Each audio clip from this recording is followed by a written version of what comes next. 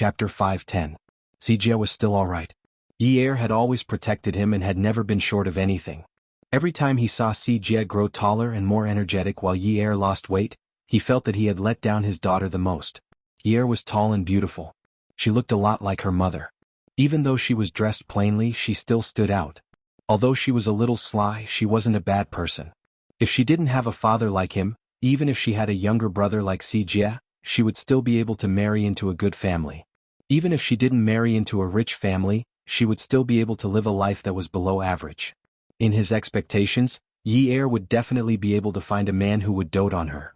Because Yi had been well liked since she was young. Although it was said that as parents, no matter how ugly or useless their children were, Yun Hongwei felt that his analysis of Yi and Sijia had always been very objective. Yun Hongwei stood up, looked up and blinked.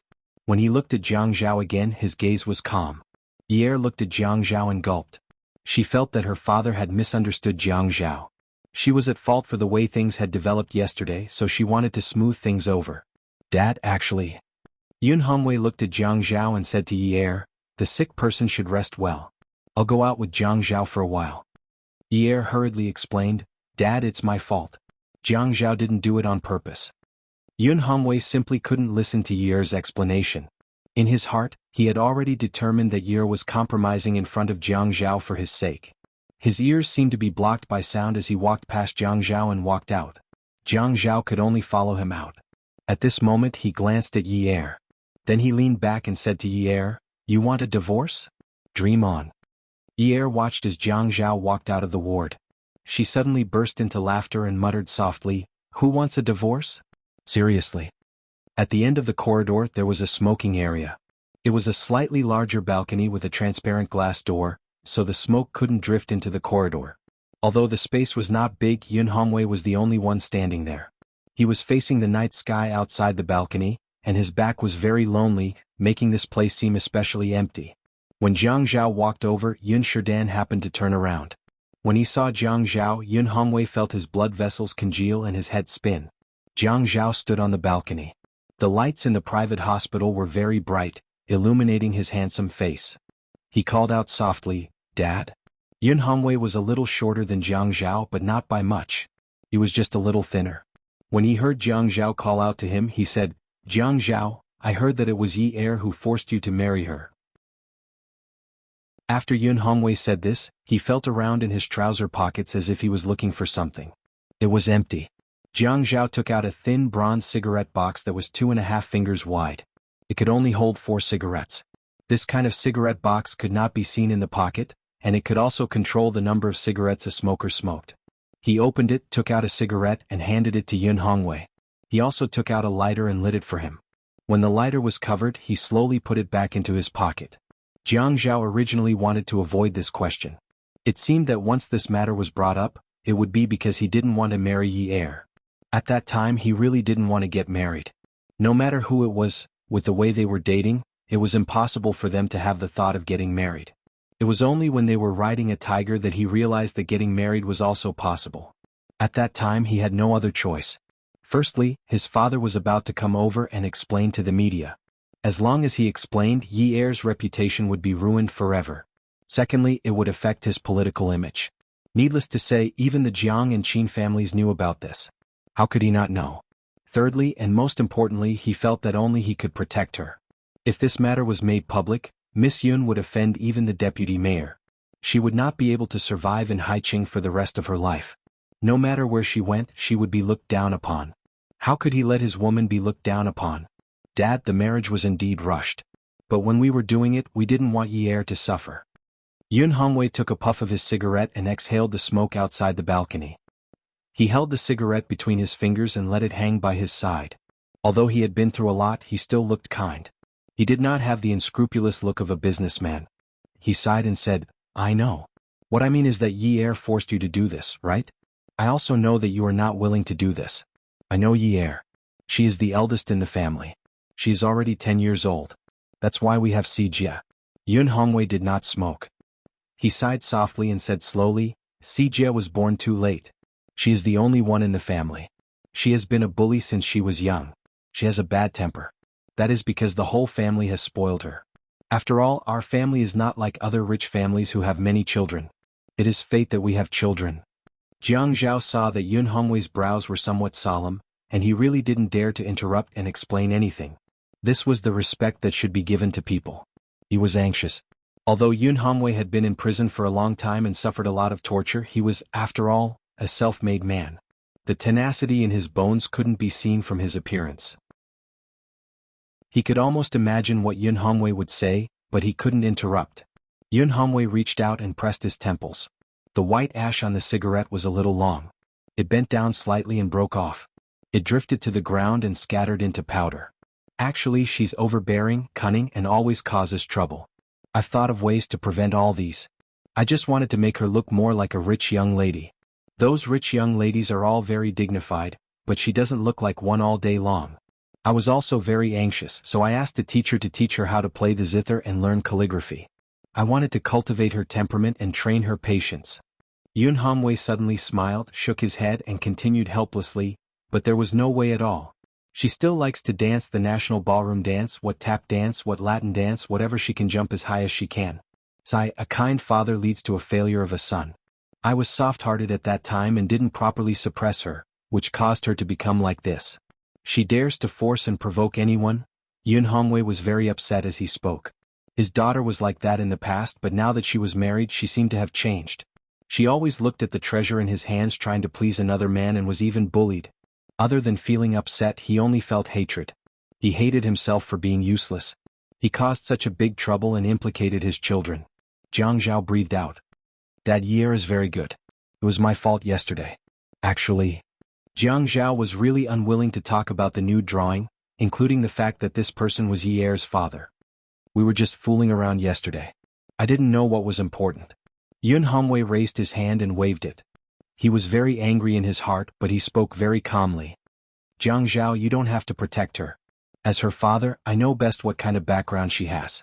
She only knows how to harm others. In the past, Min Zikai was bullied by her all the time. He paused for a moment and said, You are the mayor, and your family background is in High City in Jiang District. How many people can compare to you? The Yun family has declined and I am involved in a lot of things. Our Yi Er is actually not good enough for you? He had only been back for a day and he saw his daughter's shoulder being bitten like that. The flesh was torn. How much blood did she lose? What if he was not around? Would his daughter be subjected to domestic violence? When he thought of this, his scalp went numb. Although Yi Er was tall, how could she withstand domestic violence? A man who hit a woman was definitely not acceptable. Dad, you are making it sound too serious. Jiang Zhao raised his voice. He had guessed correctly. Yun Hongwei's words were to continue what he said to Yi Er in the ward. This father wanted his daughter to divorce her husband. Although he understood that a father was upset about his daughter's injury, there was a reason for this incident. If he knew that Yi Er would get a fever because of her wound and burn like that, he would rather bite himself than bite her. He was impulsive at that time, but what was the point of pursuing the reason for yesterday's incident? It seemed like they had made up last night and agreed not to pursue the matter of the painting, didn't they? Everything had an end. He couldn't possibly keep staring at that incident, right? If he kept brooding over the past, how was he going to live his life? Who could be innocent? Who had not done anything wrong? Who was born with a good temper and patience? Who was able to tolerate everything?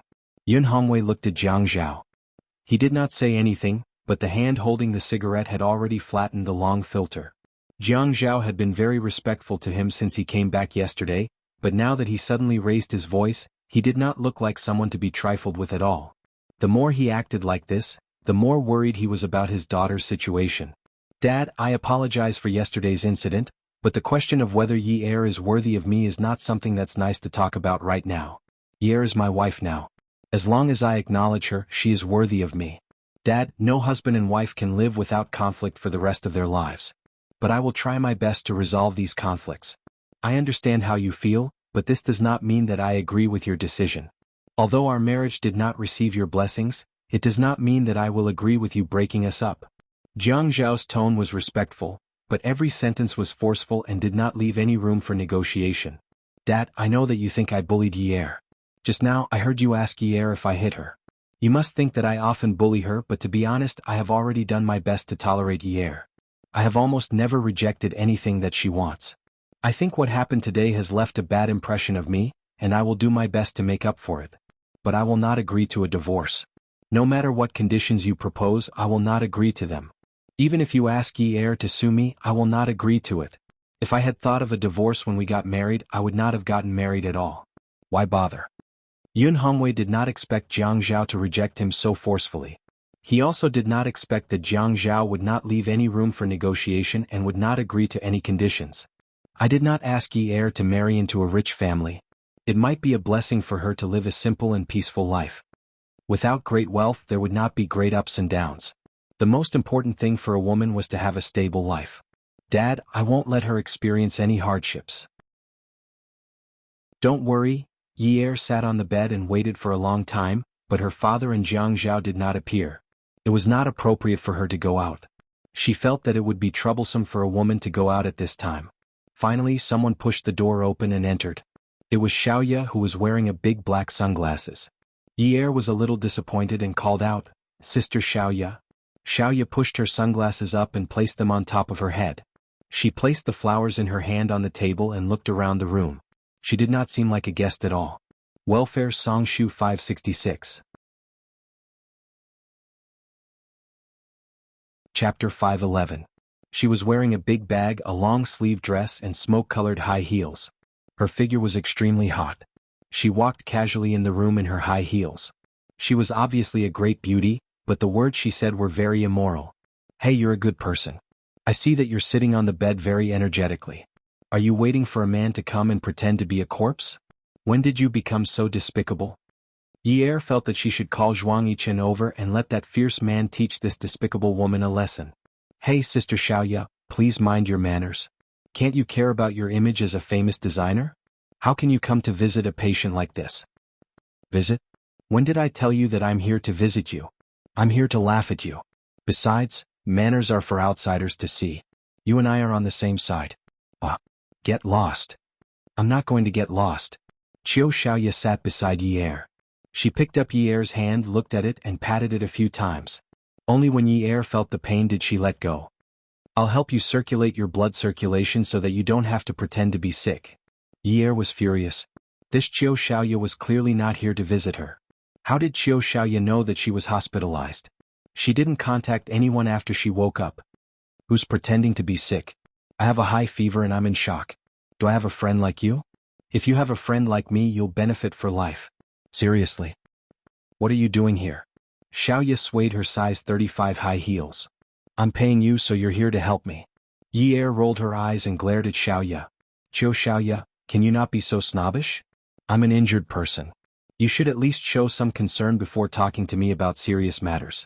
Xiaoya pursed her lips and patted Yi Er's shoulder. "You're the one who asked me to talk about serious matters. I can see that you're only suffering from some superficial injuries. It's not like you're mentally hurt.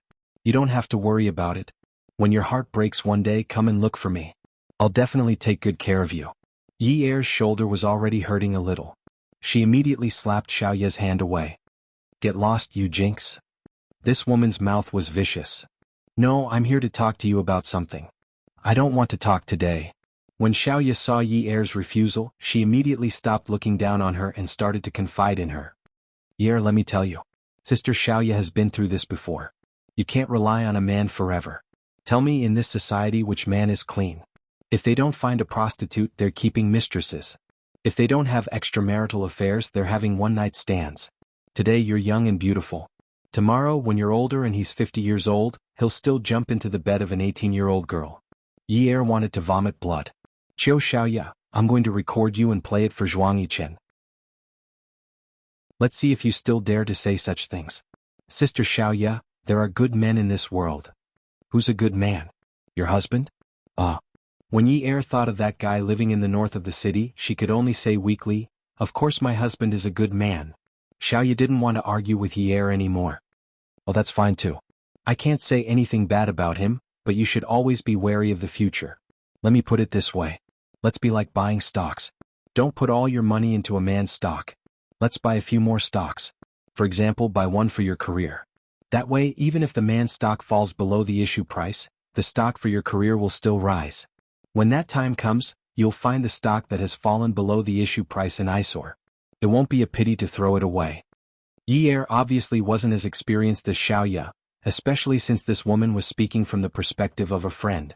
Oh, what career? Xiaoya said, I've been thinking of doing a high-end customization for women's clothing. It's different from what we have now. Now both men and women are accepted from the same place. I want to make women's clothing independent? Yi Er asked. What has this got to do with me? You can be my model. Model? Yi Er shook her head. Forget it. I'm considered tall among normal girls. I won't stand out among the models. Who cares about those tall models? None of them can compare to you. You're beautiful and have a good figure. If I start this brand, you can always appear in the magazines with me. I'll give you a high salary. What do you think? Yi Er finally reacted. Qiu Xiaoya. This fox's brain works faster than hers. Yunyi was just a miss from a wealthy family in the past. How many people did she know? She didn't have much social status. But now it was different. She was the mayor's wife. If her husband worked harder, she might even be promoted to the governor's wife. That would be very different. Yi Er shook her head slowly. Sister Xiaoya, how much are you paying me? At least 50,000 to 60,000 renminbi a month. A salesman? Yi Er smiled wickedly. What? How can you treat me like a salesperson? I feel that it's about the same. Xiaoya snorted. The difference is too big. Furthermore, think about it. 50,000 to 60,000 renminbi a month. It's easy to earn this money. What kind of job can you find outside to earn this much? Even if your mayor gives you a job, how much money can you get? Women still need to earn more money. Men can't be relied on. Yi saw that Jiang Zhao had entered the room silently. She didn't know how long he had been standing at the entrance, so she didn't dare to continue. Xiaoya, on the other hand, was still complaining. Look, you know that aunt of yours. She relies on her husband to be a rich man's wife, but she can't give birth to a son. Her husband also doesn't give her a good face. If she was tougher and could earn as much money as me in a month, would her husband dare to give her a good face? If you look, you will be sent flying with a slap and get lost. That's why you should hurry up and work. Don't be so silly and only rely on your man.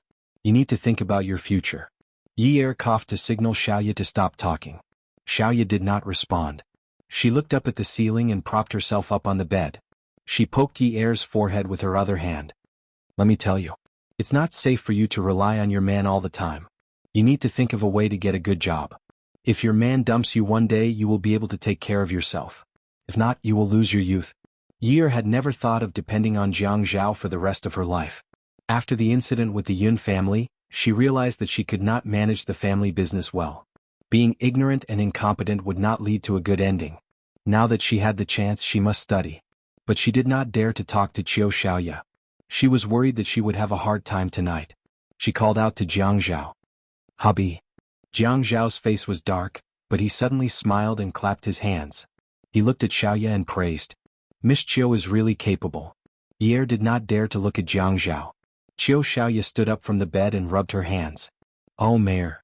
The corners of Jiang Zhao's lips curled into a smile, but the fire in his heart was already 8 feet high. So you came to see my wife just to brainwash her? I thought you were really concerned about her health. But you came here to teach her to be wary of her husband? Xiaoya laughed.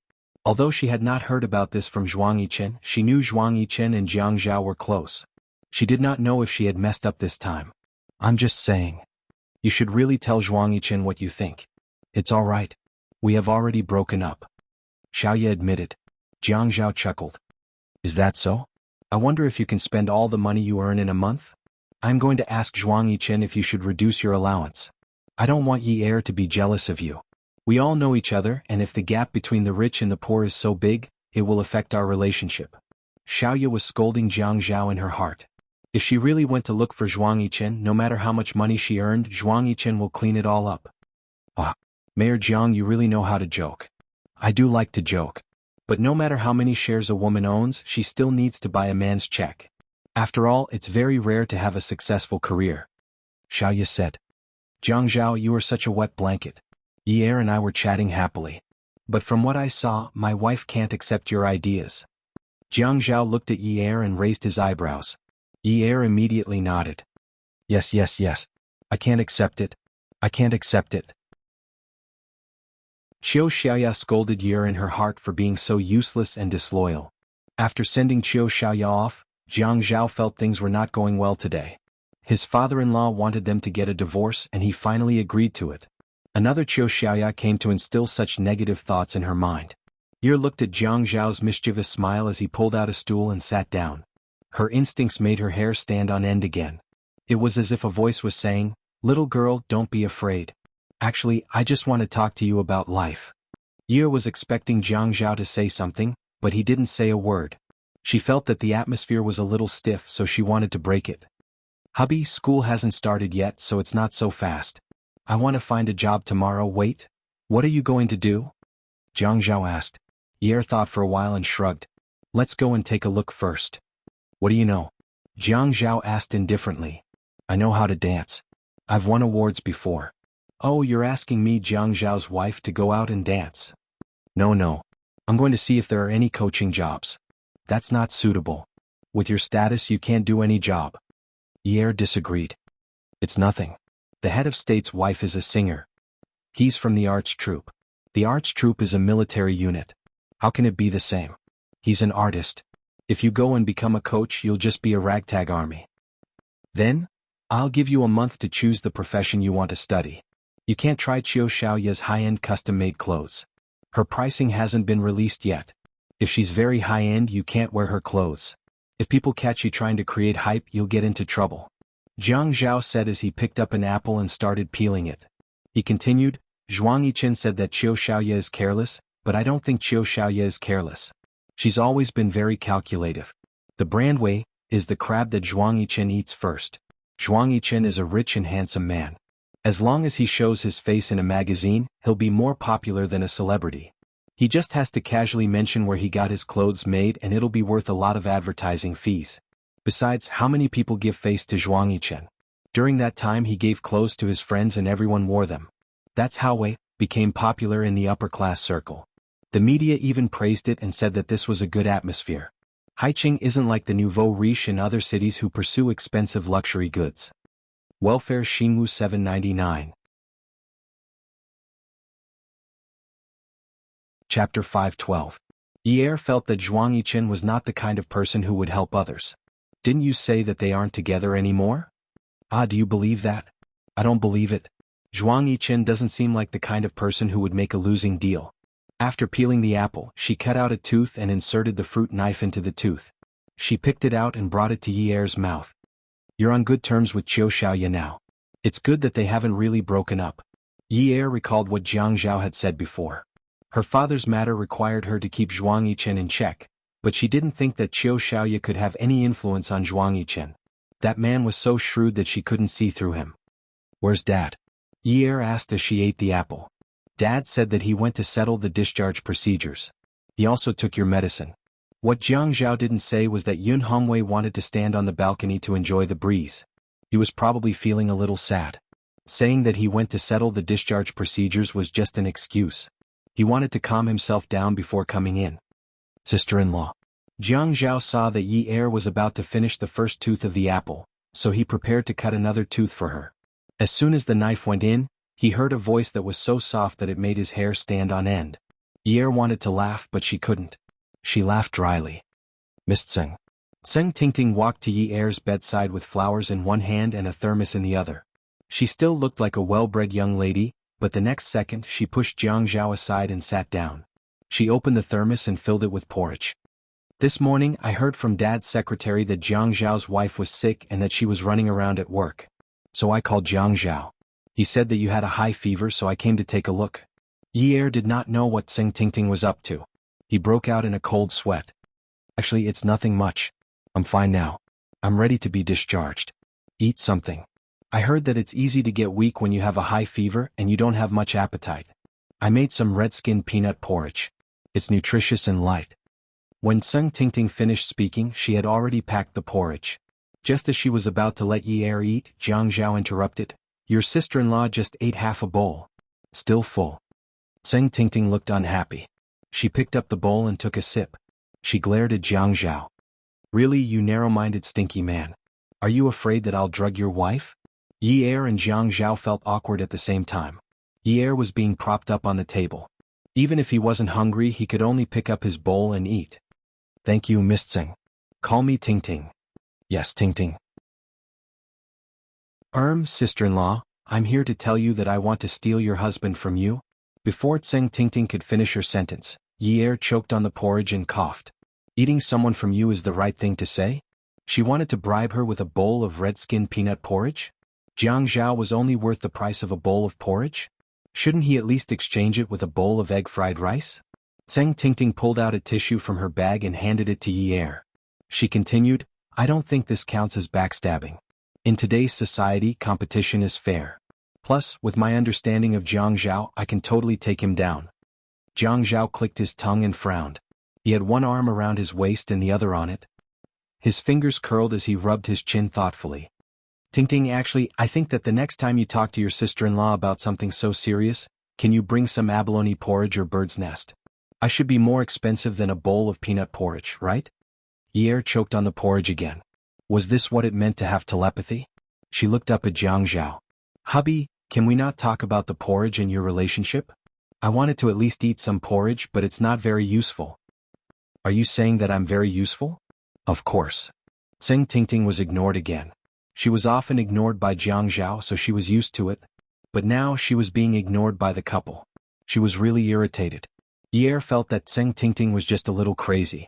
Being stubborn was not a bad thing, but being stubborn was a little stupid. If it were her, she would have gone to the north of the city to get rid of the guy. No matter what, that guy over there was the real threat. Didn't that big lover say that they had feelings for each other for more than 10 years? What was she? She was the wife in name, but in her husband's heart, she was not even as important as that big lover. So, if she couldn't distinguish the enemy, she was destined to be defeated. But she was not that far off. Tseng Tingting's failure was foreseeable, but her failure was unforeseeable. Maybe one day she would be kicked off the position of Mrs. Jiang by that big lover. Sister-in-law. Tseng Tingting endured for a long time this time. After she called out to her, Yi Er said, Sister-in-law. Tseng Tingting stood up and looked at Yi Er, then at Jiang Zhao. She smiled confidently. Sister-in-law, I'll be leaving first. I came here today to say goodbye to you.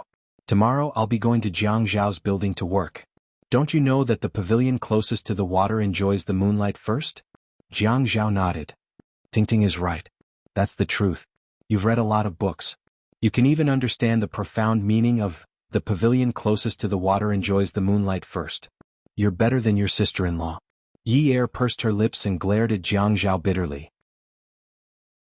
She said softly, why don't you let Tingting come to our house to work part-time? That way you'll be closer. You'll be eating and sleeping at home every day. This way Tingting can eat at the same table as you every day. Jiang Zhao was unhappy. He felt that Yi Er didn't care about her anymore. She was here to steal her husband. Didn't she know how to steal her husband? Was she an idiot? Tseng Tingting snorted. Yunyi, you're going too far. You actually want me, Tseng Tingting, to work part-time for you.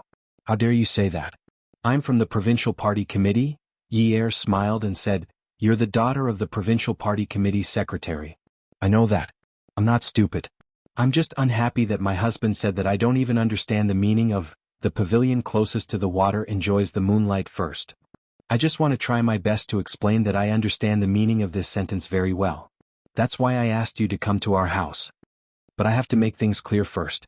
Our house is about 300 square meters. We have 5 rooms and 3 living rooms. Jiang Zhao and I change our clothes every day. Some of our clothes have to be sent to the dry cleaners. Some of our clothes have to be hand-washed. The bedsheets and blankets have to be changed once a week. The floor has to be cleaned every day. Enough. Tseng Tingting stomped her feet angrily. Did this Yun Yi really want her to work part-time for her? Bah. Jiang Zhao stood to the side and didn't say a word. He listened with great interest. He always enjoyed this kind of process. Lu Qing always shook his head when he saw Tseng Tingting. He was always afraid of offending her. He ignored her most of the time. He didn't expect that Yi Er wouldn't be afraid of this tough piece of meat and insisted on taking a bite. Interesting. Yun Hongwei took the medicine and listened into the room and began to bury his head in tidying up Yi Er. Yi Er didn't feel any discomfort to begin with, so she quickly changed her clothes. Tseng Tingting wanted to say something, but she was thinking about what to say. This was because she didn't know how to deal with a big wife like Yun Yi. Unlike other women, if they knew that someone was trying to steal their husband, they would come out and make a scene. Instead of saying, you can call my husband and chat with me, she would say, come to my house and work part-time. You'll have more opportunities. If this wasn't a weirdo, then what was? When Unwoo found out that Yi Er was hospitalized, he rushed to the hospital without eating dinner. If his grandfather hadn't asked Qin Rongfang out for dinner that night, he wouldn't have known that Yi Er had a high fever and fainted from the fever. Qin Rongfang originally wanted to go over to check on Yi Er at night, but Shi Jintian invited him to dinner. Jiang Zhao also said that it wasn't a big deal, so he let it go. Unwoo found out from Qin Rongfang which hospital Yi Er was hospitalized at, so he excused himself and left. When he rushed to the hospital, Jiang Zhao happened to be walking out of the elevator with his arm around Yi Er. He didn't look well and was so pale that he didn't have any luster. When Jiang Zhao saw Unwoo, his lips were pursed into a stiff smile, but no one could tell. Unwoo didn't even greet Jiang Zhao and asked Yi Er anxiously, "What happened? Why is she hospitalized?" Yi Er tilted her head and looked up at Jiang Zhao. Seeing that Jiang Zhao didn't react, she answered Unwoo, "She caught a cold yesterday and slept a little late, so she got a fever." Jiang Zhao put his arm around Yi Er's shoulder and said, "Honey, when we go back today, let's go to bed early and not stay up late." In the ears of others, these words were extremely ambiguous. Unwoo simply looked up at Jiang Zhao. Yesterday, when he asked Yi Er to take the painting back, he was hoping that Jiang Zhao would find out that he was the one who had painted for Yi Er. There was nothing to hide. "You just like Yi Er," Jiang Zhao replied disdainfully. Yun Hongwei came back from outside the hospital and happened to see a group of people at the elevator door. He said to Yi Er, "We've put everything back in the car. Let's go." The group of people had just taken a few steps when Unwoo called out to Jiang Zhao. "Zhaogu, let's have a chat." His voice was calm and carried a hint of a smile. Jiang Zhao stopped in his tracks. He didn't immediately turn around but patted Yi Er's shoulder and said, "Go to the car with Dad first. It's cold now and the wind is very strong. You'll catch a cold when it's just right. I'll come over in a bit." Yi Er nodded. Jiang Zhao had warned her not to be alone with Unwoo again. She had also agreed, so it was time for her to leave. Moreover, she felt very awkward right now. It wasn't just an ordinary awkwardness, so girls shouldn't casually take nude photos. If they drew nude paintings, they would run into trouble one day. Jiang Zhao was just turning around when Unwoo walked over. "Do you want to go to the car? If there's anything you want to say, just say it." Unwoo looked much weaker next to Jiang Zhao. However, the light slowly gathered in his eyes, increasing his strength every second. He said provocatively, "You know, right? The thing that made Jiang Zhao choke was the painting." Yunwoo's eyes were telling him, "You know, right?" Yi Er's body was very beautiful. She clenched her fists and smiled faintly. "It seems like this isn't a suitable place to talk. Let's go upstairs?" When Jiang Zhao finished speaking, he had already taken a long step to the side of the elevator. He reached out his hand and poked the triangle icon with his well-defined fingers. He softly said, "Okay." Unwoo followed and stood beside Jiang Zhao. His elegant and beautiful appearance made Jiang Zhao's handsome face even more furious. The elevator went straight to the 5th floor and stopped. Jiang Zhao walked in front and Unwoo followed behind. The two of them entered Yi Er's room. When Jiang Zhao closed the door, he pressed the Do Not Disturb button. Just as the light was pressed and Unwoo steadied himself, Jiang Zhao suddenly threw a punch at the left side of his face. This punch directly hit the spot where Unwoo was standing. He bent over and held his face, rubbing it. The taste of blood filled his mouth. Jiang Zhao reached out to unbutton his suit and wanted to take off his clothes. Talk your ass." Just as he took off his clothes to his elbow, Unwoo suddenly looked up. His fair and slender fingers suddenly clenched into an iron fist and lifted it up. Jiang Zhao was just about to catch Yunwoo's fist, but his suit had just been taken off. This slow slap caused him to be pushed against the wall by the force of gravity. A line of blood immediately appeared at the corner of his mouth. Awesome novel Xinwu 799.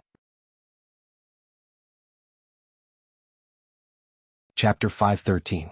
Yunwoo's punch was extremely fast. His eyes, which were originally as cold as moonlight, were now stained with bright red blood. Jiang Zhao's back was against the wall. When he saw the fist coming, his neck quickly tilted to the side, causing the fist to hit the wall heavily. Taking advantage of this split second, he raised his elbow and hit Yunwoo's back with full force. There was limited space at the entrance, and at this moment the two tall men took up a lot of space, making it even more cramped as they fought. The fight didn't look spectacular and it was very childish. The two men lay on the ground on their sides, twisting their elbows to pin each other down. Their eyes were fierce, but they were both injured. Unwoo panted, "Jiang Zhao, there's no point in hogging something that doesn't belong to you. Jiang Zhao smiled faintly and replied, "Unfortunately, she can only belong to me." Yunwu's expression was extremely calm, but the strength in his hands didn't weaken. "Ha, but she doesn't love you. She just had to rely on you because she had no one to rely on at that time. If she had known about my family background earlier, do you think she would have been with you? She would have relied on me willingly instead of being forced because she trusts me." This was the thing that Jiang Zhao didn't want to talk about the most, and he didn't want to think about it in detail.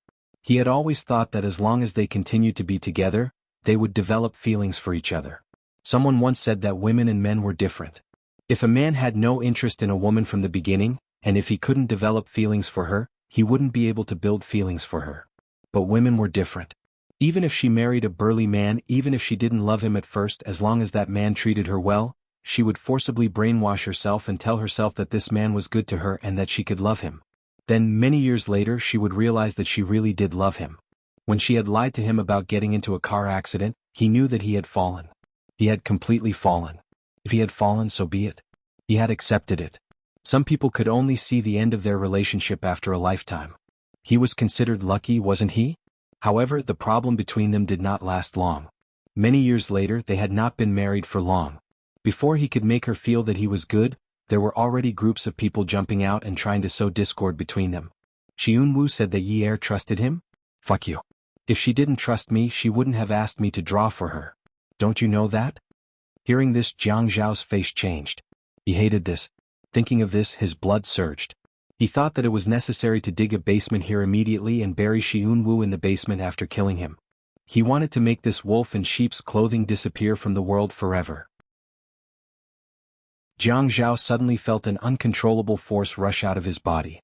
The original stalemate instantly changed. Jiang Zhao flipped over and pinned Yunwu down. He broke free of their bindings and threw a punch at Yunwu's face. He took a deep breath and spat at Yunwu. "You're so pathetic that you think too highly of yourself. Why do you have to say such words without any confidence to comfort yourself?" Yunwu indeed had no confidence. If his words had hit Jiang Zhao's weak spot, then Jiang Zhao's words had also hit him where it hurt. He exploded with strength and did a small carp flip, sending Jiang Zhao, who had just gained the upper hand, to the ground. Yi Er was waiting anxiously in the car. Why did the two of them take so long just to have a chat? She was not at ease at all. She was very anxious, especially since she knew the cause and effect of the incident. Yunwu was a simple person, but Jiang Zhao's performance yesterday made her know that Jiang Zhao would not give up so easily. Yi Er knew Jiang Zhao's mentality, but she did not know Yunwu's intentions. She started to worry and said to Yun Hongwei, "Dad, I'll go up and look for Jiang Zhao. Why is he still not down after so long?" Yun Shidi said, "Don't go. It's windy outside. Didn't Jiang Zhao ask you to wait for him in the car?" "I still want to go and take a look. I'm still worried." Yi Er did not listen to Yun Hongwei. She opened the car door, pulled her sweater, and walked into the hospital. Jiang Zhao was not in the lobby. She did not see anyone in the high-end private hospital. She went to the reception desk to ask and was told that Jiang Zhao had pressed the elevator and went upstairs. Upstairs? Which floor? Who is he looking for? Just when she was about to take out her phone to call Jiang Zhao, the elevator opened and a nurse, Miss, ran out. She ran to the reception desk and said to Miss from the consultation desk, "There's a fight on the 5th floor. Mayor Jiang went in with someone and pressed the anti-disturbance lights. I don't know what to do now. Help me answer the call from the hospital director and ask him to think of a solution," Miss said while stomping her feet. Yi Er had already run to the elevator and pressed the triangle button a few times. When the elevator opened, she rushed in. Fight? Fight. She knew that this matter would not end here. When she reached the 5th floor, she turned on the anti-disturbance lights and opened the door. She stood at the door and looked at the two men fighting. She was stunned. "You too." As soon as Nu heard Yi's voice, he immediately withdrew his hand. At this moment, Jiang Zhao's leg came over and kicked him in the stomach. His entire center of gravity shifted and he fell back, barely landing beside Yi's feet. When he raised his eyes to look at Yi, his eyes were filled with grievance and injustice. Yi had never seen Yunwu like this. It was not because of his injuries. It was because of his eyes. He used to be calm in the past. Even if he did not have any desires, he was not weak. He had never shown any grievances before. "Yunwu." Yi squatted down and helped Yunwu up. His lips opened a few times but no words came out. The moment Jiang Zhao saw this situation, he knew it was over. Xianyo, that bastard actually dared to play such a trick. In this world, other than Jiang Zhao, no one else knew about his grandson's background. He was no longer a child. Given the relationship between the Shi family and the Lei family, even if it was for his grandfather's sake, it was impossible for him to spread the news. Yunyi, come over here. Jiang Zhao raised his hand to wipe the blood from the corner of his mouth. When he saw that Yi Er was about to get up, Xianyu, that bastard, actually cried out in pain again. Yi Er immediately squatted down and helped him up. I'll call the doctor for you right now. Just bear with it. Unwu immediately grabbed Yi Er's hand and fell into Yi Er's arms. He was very sensible and did not blame Jiang Zhao at all. It's okay, I'll go back later. I don't see patients outside. I have a family doctor at home. It's fine, don't worry. Jiang Zhao closed his eyes. It's over, it's over. How come I didn't know that there was such a good actor in this world? That look of wanting to eat someone alive just now disappeared in an instant. No wonder this best actor could take the hits even though he could have dodged them. Was it to make it seem like his injuries were more serious? As expected, his skills were profound and his endurance was extraordinary. He couldn't do it. Especially when he saw his wife hugging another man and comforting him, he couldn't do it. Yunyi, I'll say it one more time. Come here. Know your place. Yi Er raised his head and looked at Jiang Zhao. Then he looked at Yunwu's face, which was already beyond recognition. Why did Jiang Zhao hit him so hard? Wasn't this a little too harsh? Wait a minute, I'll call a nurse for Unwu. Unwu thought that perhaps Yi Er also had feelings for him, but at this time he had to know his limits. If he overdid it, it would be meaningless. Go to Zhaogo. There was a misunderstanding between us. You don't have to blame him. Besides, when I couldn't take it anymore, I hit Zhaogu too. We're even now. Go ahead. When Yi Er heard Unwu say, when I couldn't take it anymore, I hit Zhaogu too, she felt incredibly guilty. She was the one who wanted Unwu to draw the painting. Yesterday she wasn't satisfied with being bitten by Jiang Zhao. Today she hit Unwu again. In any case, she had implicated Unwu. What did a boy like Unwu do wrong? Why did he have to be beaten so badly? It was impossible to say that she didn't blame Jiang Zhao in her heart. However, when it came to Jiang Zhao, she didn't have the confidence she had when it came to Min Zikai. She didn't dare to be rash or act recklessly. She couldn't say anything, but what she could do was to ignore him. Yes, ignore Jiang Zhao. Okay. Don't be stubborn. Lie down for a while. I'll call the nurses. These nurses don't dare to come in. Just wait here. Yi Er didn't look at Jiang Zhao. She directly laid Unwu flat, stood up, turned around and walked to the door to pull it open. Unwu lay on the floor. When he heard the sound of Yi Er turning around and walking away, he raised his head and looked at Jiang Zhao, who was standing inside. He raised his eyebrows and smiled. This could be considered a strategic victory, right? When Jiang Zhao saw this, he got angry. He closed his eyes and told himself to calm down first. This Shi Yunwa's tolerance was too good. If he still vented everything out, he would really be done for today. Yunyi. Jiang Zhao called out to Yi Er. His voice sounded a little rushed and it sounded like he had used a lot of strength. Yi Er heard him clearly and immediately turned around. What's wrong? I'll talk to you. Jiang Zhao continued to pant. His shoulders slumped and he staggered a step. He reached out to support himself against the wall. Yi Er had already turned around to support his other arm. Jiang Zhao said, "Don't go out. Open the door, call the Shi family and have them come to pick me up. If you open the door now, I'll be in the news tomorrow. You want your husband to lose his job, don't you?" Jiang Zhao's words were intermittent, and he was already injured. At this moment, his brows were furrowed, and it seemed like his injury was serious. Yi Er saw that Jiang Zhao's injury wasn't as serious as Yunwa's, but his voice and speed were too scary. Yi Er reached out to touch his body. "Where are you hurt?" During Jiang Zhao's fight with Enyu, he had hit Enyu's face, so the inner wall of his mouth was damaged. At this time, there was already some blood in his mouth. As long as he sucked harder, the blood would come faster. He didn't speak for a long time, like he was in too much pain to speak. Unwu was still lying on the floor and he groaned softly. Yi Er was worried about both sides. Unwu was still able to groan, but Jiang Zhao looked like he was in pain. Yi Er asked Jiang Zhao anxiously, "What happened?" Jiang Zhao waved his hand, telling Yi Er not to worry. He was fine. However, when he turned around and sat down on the bed, he spat out a mouthful of blood on the bed. Yi Er was scared out of her wits. Before Jiang Zhao could say anything, she ran out like a gust of wind. The sound of the door being unlocked was loud. Then Yi Er ran outside and shouted, "Doctor, doctor." Jiang Zhao heard the commotion outside and smiled. He immediately stood up from the bed and walked to the entrance. He looked at Unwoo lying on the floor and kicked him. He laughed. Once you get up, Yunyi will be back before you can fight back. Ah. Come and see, Hongcha 866. Chapter 5:14. After saying that, he looked at Unwoo, who wanted to get up but was holding himself back. He immediately walked back to lie on the bed and said proudly to the ceiling, Unwoo, the floor is so cold, isn't it? It's more comfortable on the bed. You should know what it means to be a married couple now, right?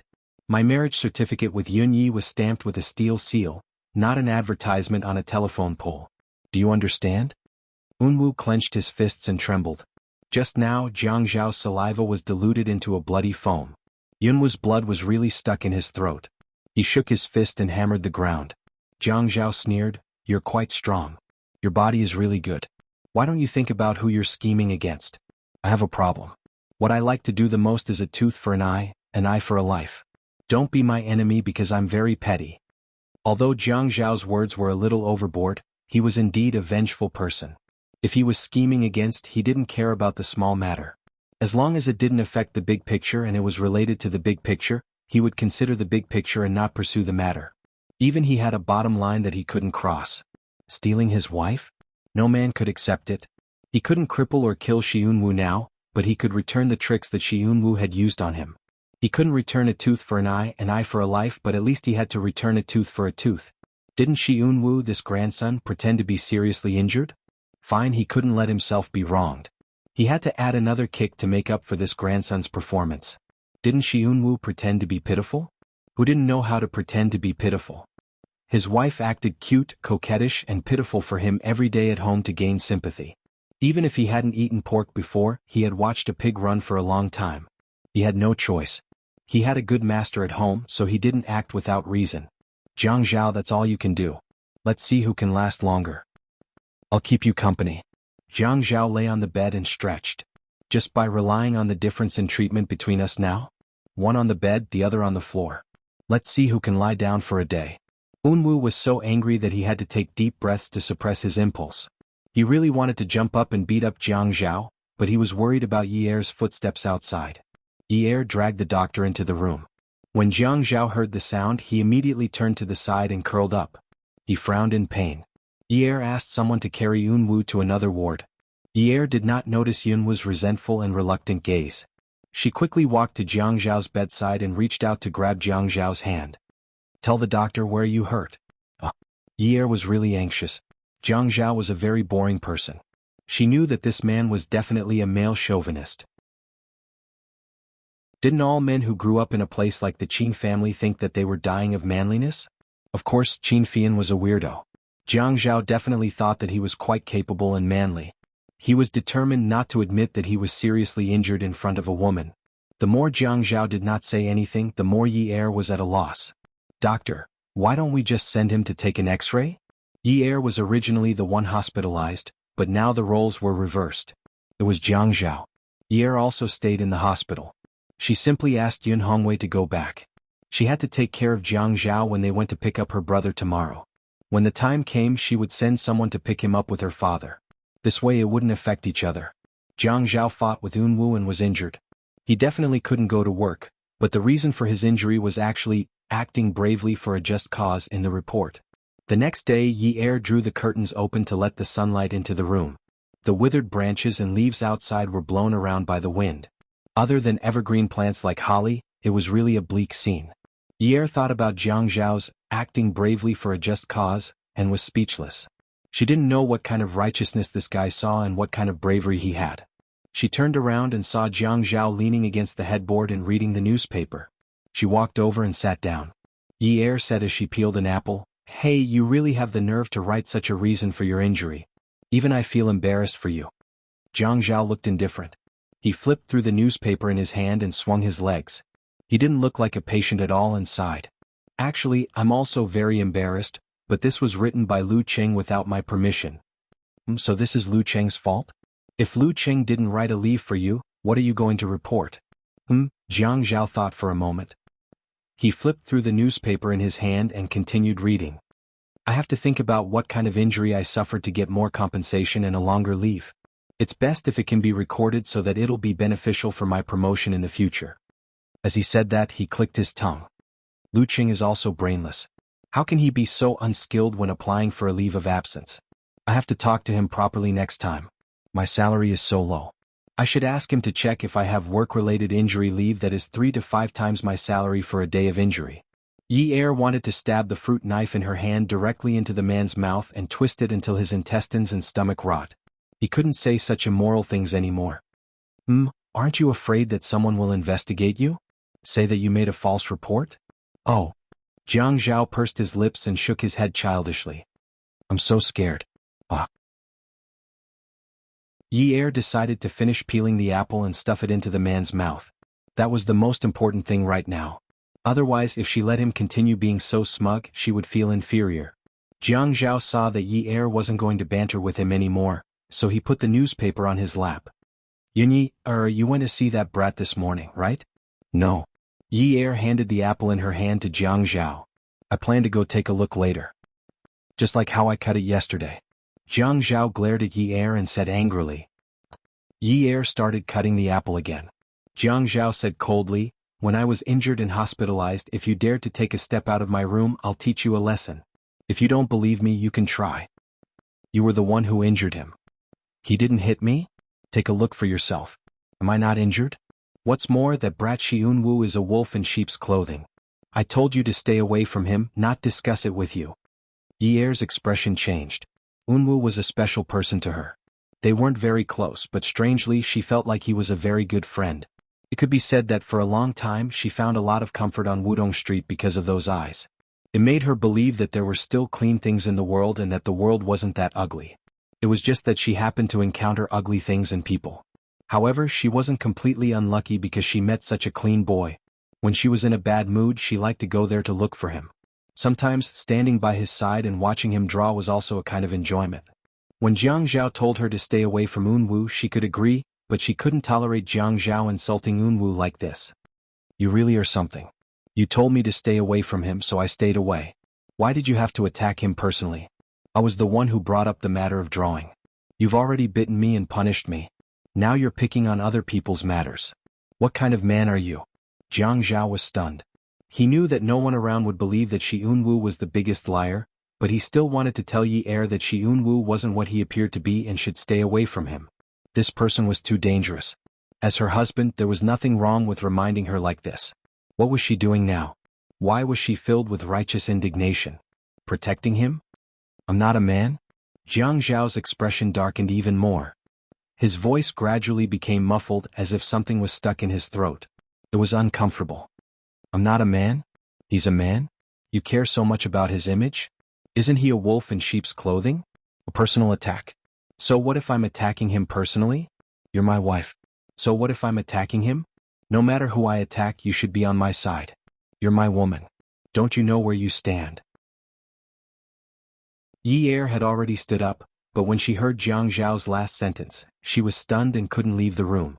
It wasn't because she was touched, but because of where he stood. Her position had always been that she had to obey him. Otherwise, everything that happened to her would become unbearable. Someone would come and snatch her younger brother away. Someone would immediately send her father to prison. She relied on him to make a living. Suddenly she remembered what Xiao Yiqiu had said. She was right. Women were useless and deserved to be bullied. A man could kill and seize with a wave of his hand. You had no right to argue with him about who was right or wrong. You had no right to argue with him. What he said was the rules. His rules were the rules. Yi Er lowered her head and sat down. She continued to slice the apple. She had always been able to tolerate it. It wasn't the first time he was being unreasonable. What was there to be uncomfortable about? He had said before that she shouldn't think too highly of herself and shouldn't be calculative with him. She placed the sliced apple next to Jiang Zhao's mouth. Eat it. Jiang Zhao looked at Yi Er and suddenly felt like burning the house down. No matter how angry he was, she could choose to ignore him and treat him lightly. A 19-year-old girl actually had such skills. She definitely wasn't human in her previous life. Thinking about what Yun Hongwei had said, did he really wrong her? What did he do to make her feel wronged? Ever since she got together with him, he didn't even ask anyone to take care of her younger brother. He was just waiting for her. When she said that she missed her father, he would think of a way for her. Although he wasn't completely acquitted, Being released for medical treatment was much more comfortable than being in prison. He also asked Zhuang Yichen to speed up the investigation of the opponent. He saw that the house she lived in was small and old. He had long wanted to change it to a bigger one.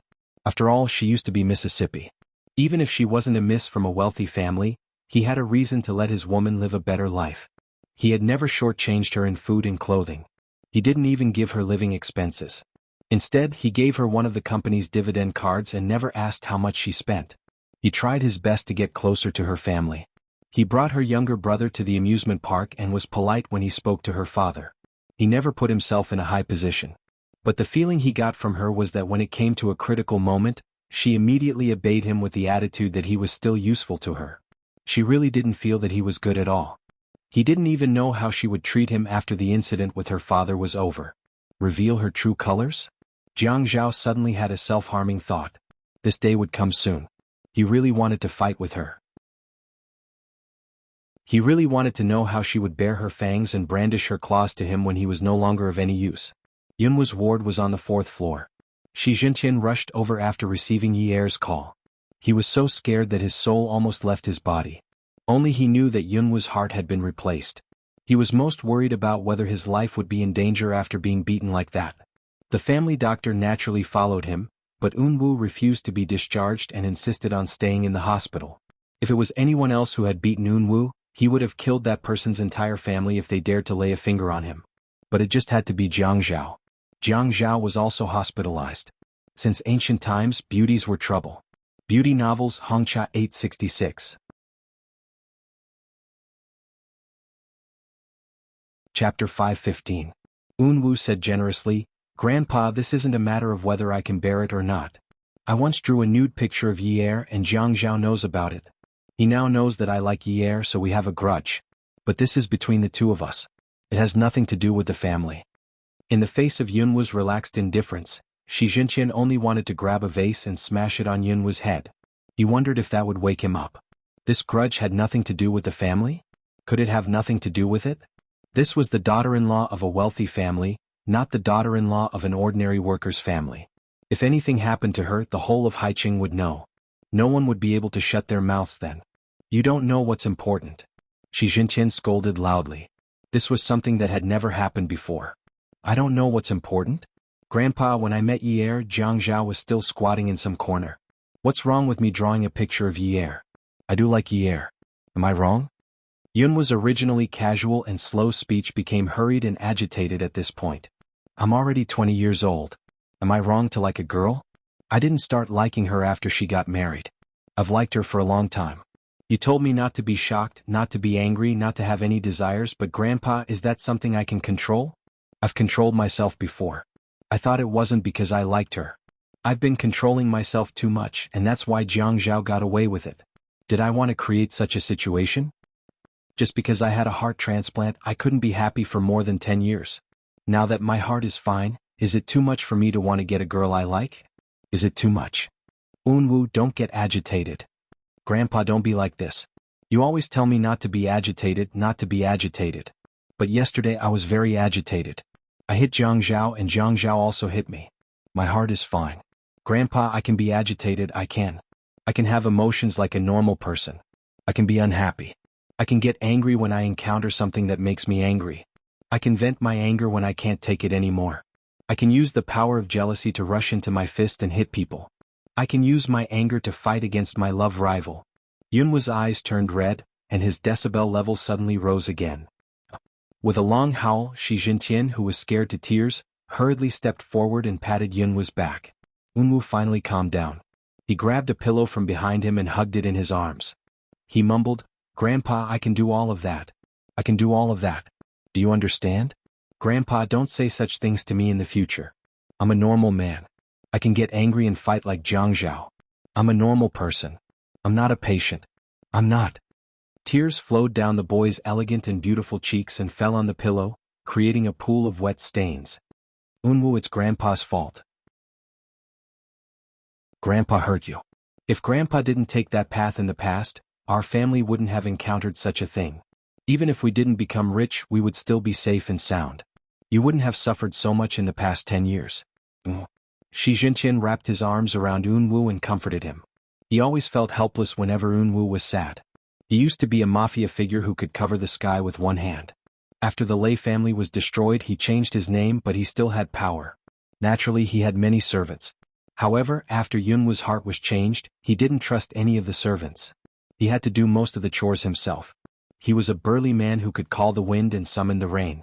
He had to learn to be gentle, patient, and indifferent. He had to learn not to be rash or impatient. For someone who had worked in the underworld before, this was undoubtedly torture. However, for the sake of this young man, he persevered. Most of the time, he naturally felt that he was elder she. He was used to it. He thought that Unwoo was used to it too.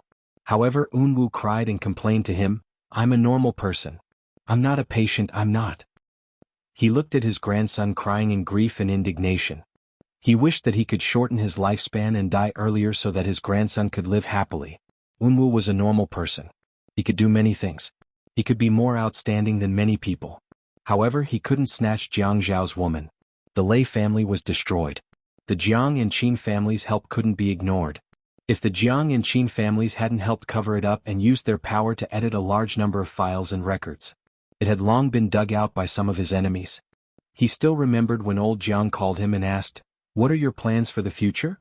At that time, he looked at little Unwoo on the bed and said to old Jiang, "I only want to have a place in the right path. Let me and my grandson live a peaceful life." Old Jiang asked, "Do you think it's reliable to change your name?" He said, "Change your surname to Shi. That's all I ask for." One shouldn't bite the hand that fed them.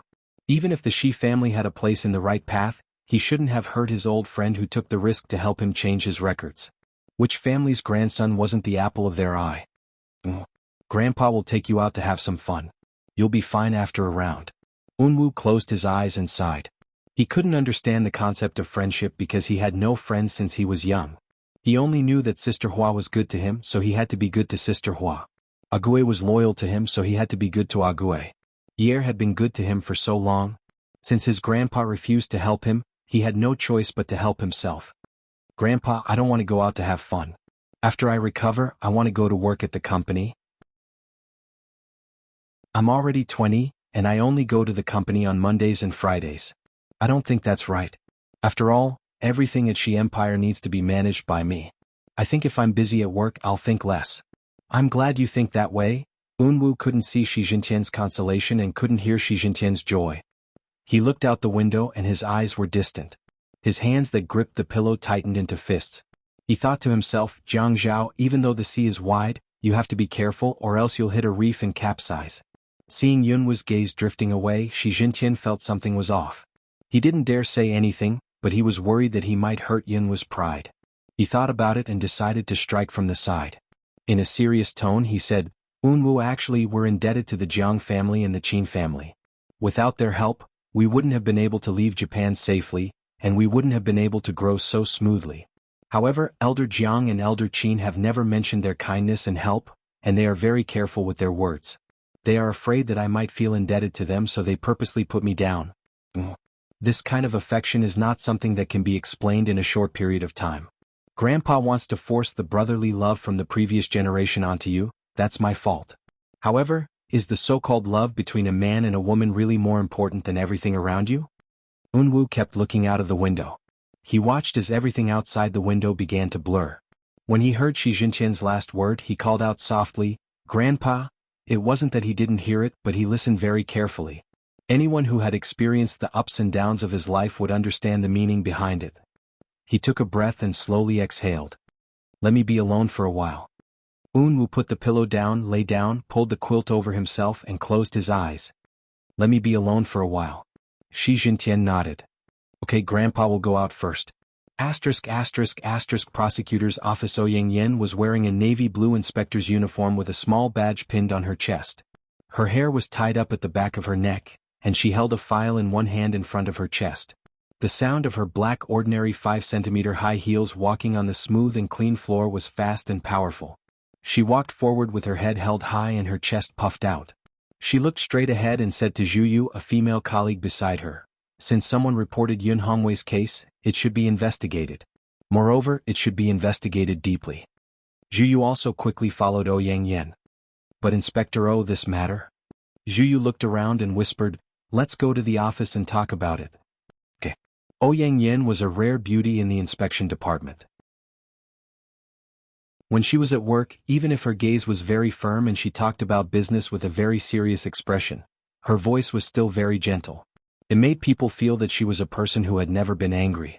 Naturally, she was very popular. After closing the office door, Zhu Yu sat opposite Ouyang Yin. "Inspector O, we can't touch this matter now." "Why can't we touch it?" "It's not that you don't know.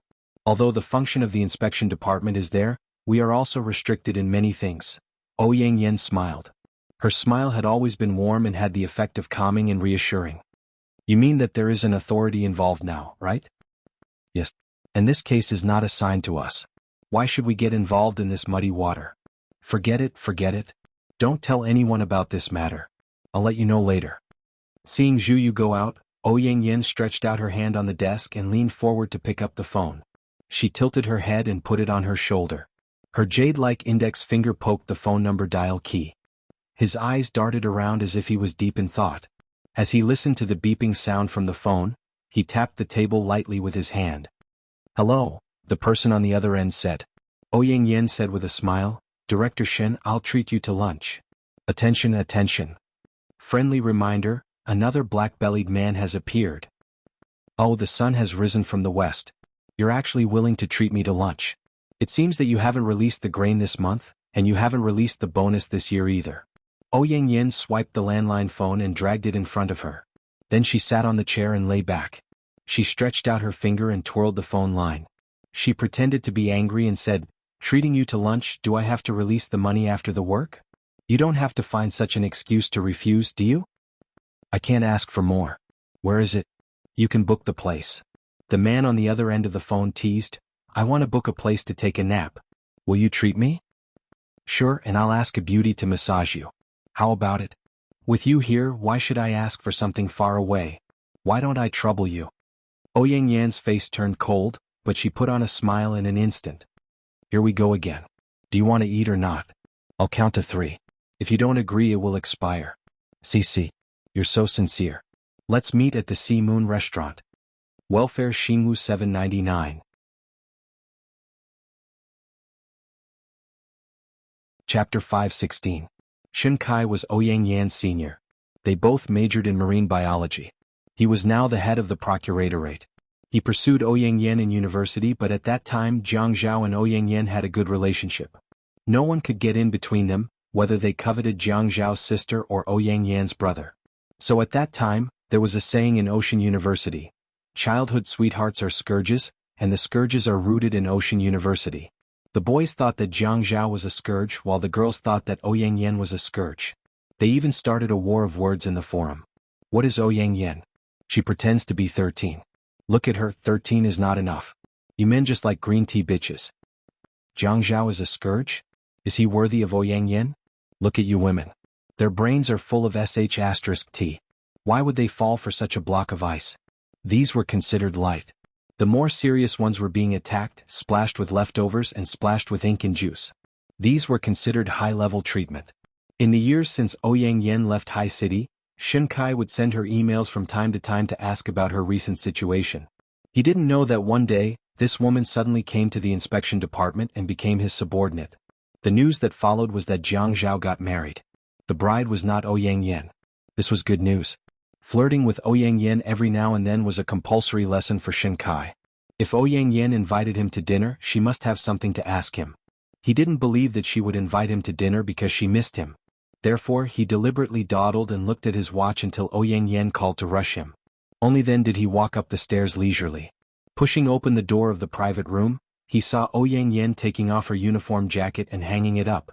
The uniform of the inspection department was ugly. It was very dark. The shirt inside was not stylish and the pants were also very old-fashioned. However, Ouyang Yan tucked the shirt into her pants and tightened the belt around her waist.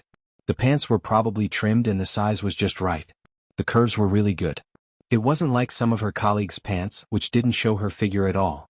Shen Kai was serious at work, but he couldn't help making fun of Ouyang Yan when he saw her in private. She didn't like him anyway, so it was only fair for him to make fun of her. Otherwise it would be a loss. Look, there's no place to take a nap here. You're starting to take off your clothes now. Look at you, you're always so careless with your words. I'm really sorry for your handsome face. Shin Kai had already pulled out a chair and sat down beside Ouyang Yen. He picked up the white porcelain flat-bellied teapot on the table and poured himself a cup of tea. After taking a sip, he patted Ouyang Yan's leg and said, "Wow, you're praising me like this. Don't tell me you like me? But it's a little too late for you to take a fancy to me now. There are so many beauties in their 20s flirting with me all day long." Ouyang Yen pushed Shin Kai's hand away in disgust and sat down opposite Shin Kai. "Don't worry, the end of the world is fake. I won't really fall for you." AI. Why are you sighing? Isn't it exactly what you want? Shin Kai said, "But haven't you heard of this before? Men are like this. They hope that every woman they like will love them to death. Even after they break up, they still want to love each other. This way they will have a sense of accomplishment."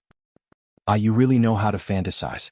When I meet a woman like you, how can I survive if I don't fantasize? Shin Kai took the menu and flipped through it. He stopped joking and asked, "What made Inspector O willing to treat me to a meal?" Ouyang Yen was straightforward. "I want to take on Yun Hongwei's case." "Reason?" Shin Kai looked serious again, but he was still looking at the menu. Ouyang Yen said, "He is almost out on parole for medical treatment.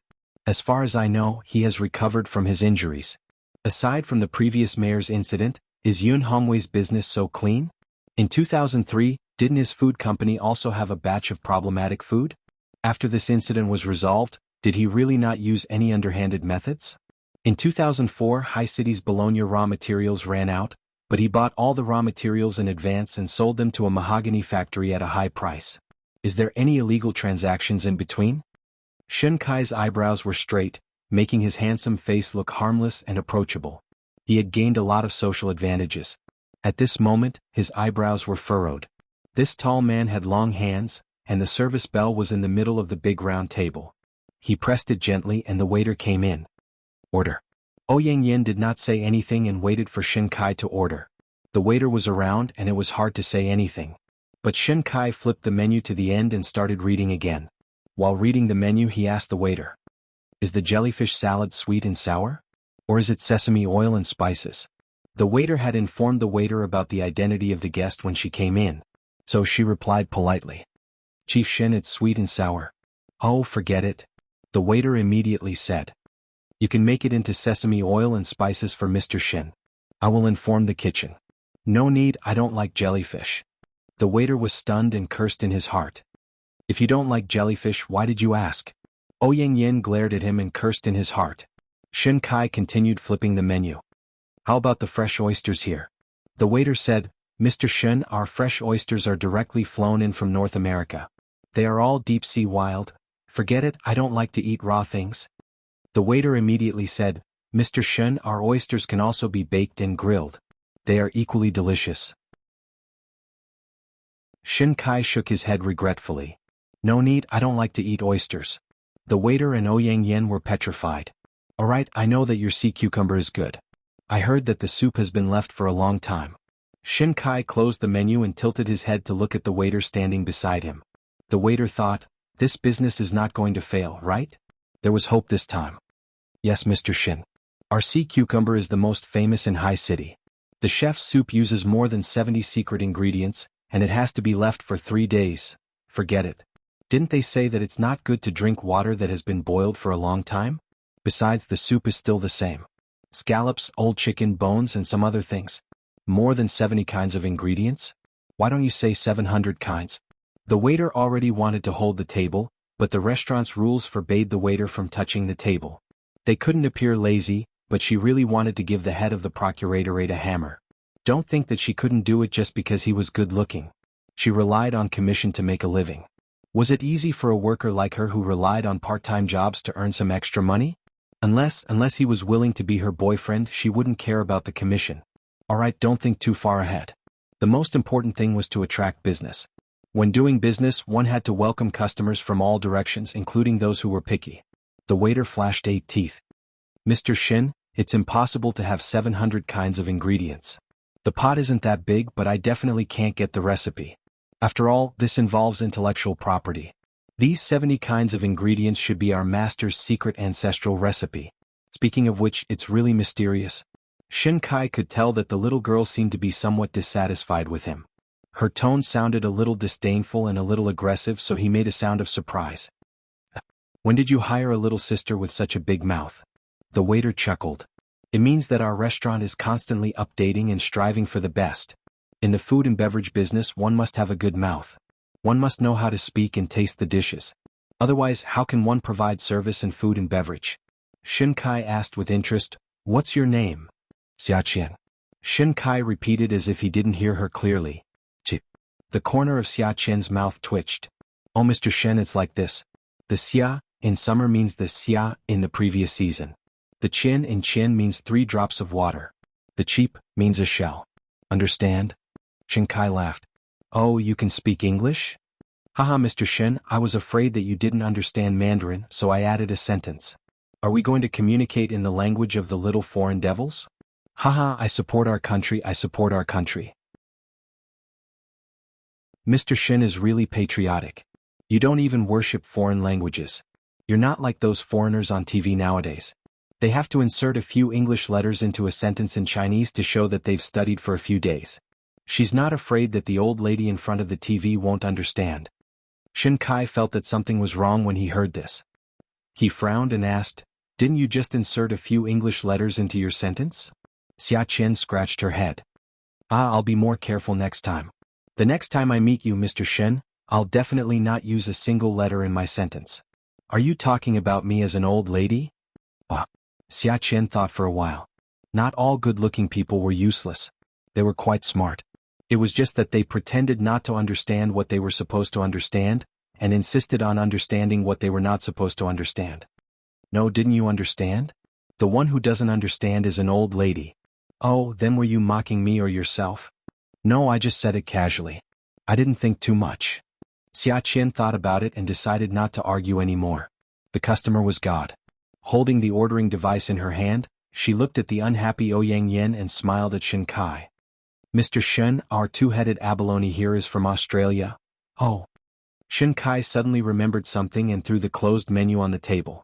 Give me 2 servings of egg fried rice, a salad of shredded kelp and a loofah soup. That's all.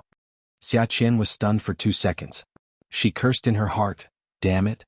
You've tortured me for so long and you still have the nerve to order such dishes? You still have the nerve to be a civil servant? You bastards. Do you want to give me a tip for ordering such lousy dishes? Master. Xia Qian wanted to wait for the lady's reaction. She wanted to make a face, but the woman smiled gently. Mr. Shin really knows how to save money for me? Comrades in the inspection department should be diligent and thrifty. They should do their part to purify society, the man said righteously. Xia Qian nodded politely at Shin Kai with a smile. The dishes will be served in a moment. Please wait a moment. After going out and closing the door, Xia Qian continued to curse in her heart. So you can't do business when a woman is treating you. Women are all stingy and petty. You even let a man stand up and refuse to order good dishes. How insidious. Purify society? You want to purify society and come to Haiwei restaurant to eat egg fried rice? You've purified society too thoroughly. My brain is about to short circuit. You're blocking my path to wealth. You're really a jerk, a jerk. She curled her lips and cursed in her heart. Is it easy to earn some money? Is it easy? I've worked so hard for half a day. My mouth is dry from talking and I only managed to sell a serving of egg fried rice. I can't live like this. She stomped her foot as she thought about it. Watching the waiter leave, Ouyang Yen said, You ordered such dishes because you're afraid that you'll be short-sighted? Shin Kai smiled. Inspector O is really understanding. You're indeed the most popular inspector. Do you have to?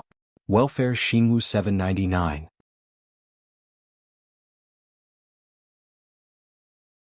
Chapter 517. That's right. Now that you're thinking of ways to send Yun Hongwei back, what benefits can I get? The eldest daughter of the Yun family had a falling out with Jiang Zhao because of this matter. I just happened to be helping them out and doing you a favor. Shin Kai simply leaned back in his chair and crossed his arms. Hey, Ouyang Yen, although I'm an honest person, that doesn't mean I'm stupid. I'm not stupid. Why should I do such a thankless thing? Ouyang Yan's mouth stiffened. What benefits do you want? Shin Kai shrugged lightly. You think I'm stupid, but that doesn't mean you're stupid. You're very smart. You know very well what benefits I want.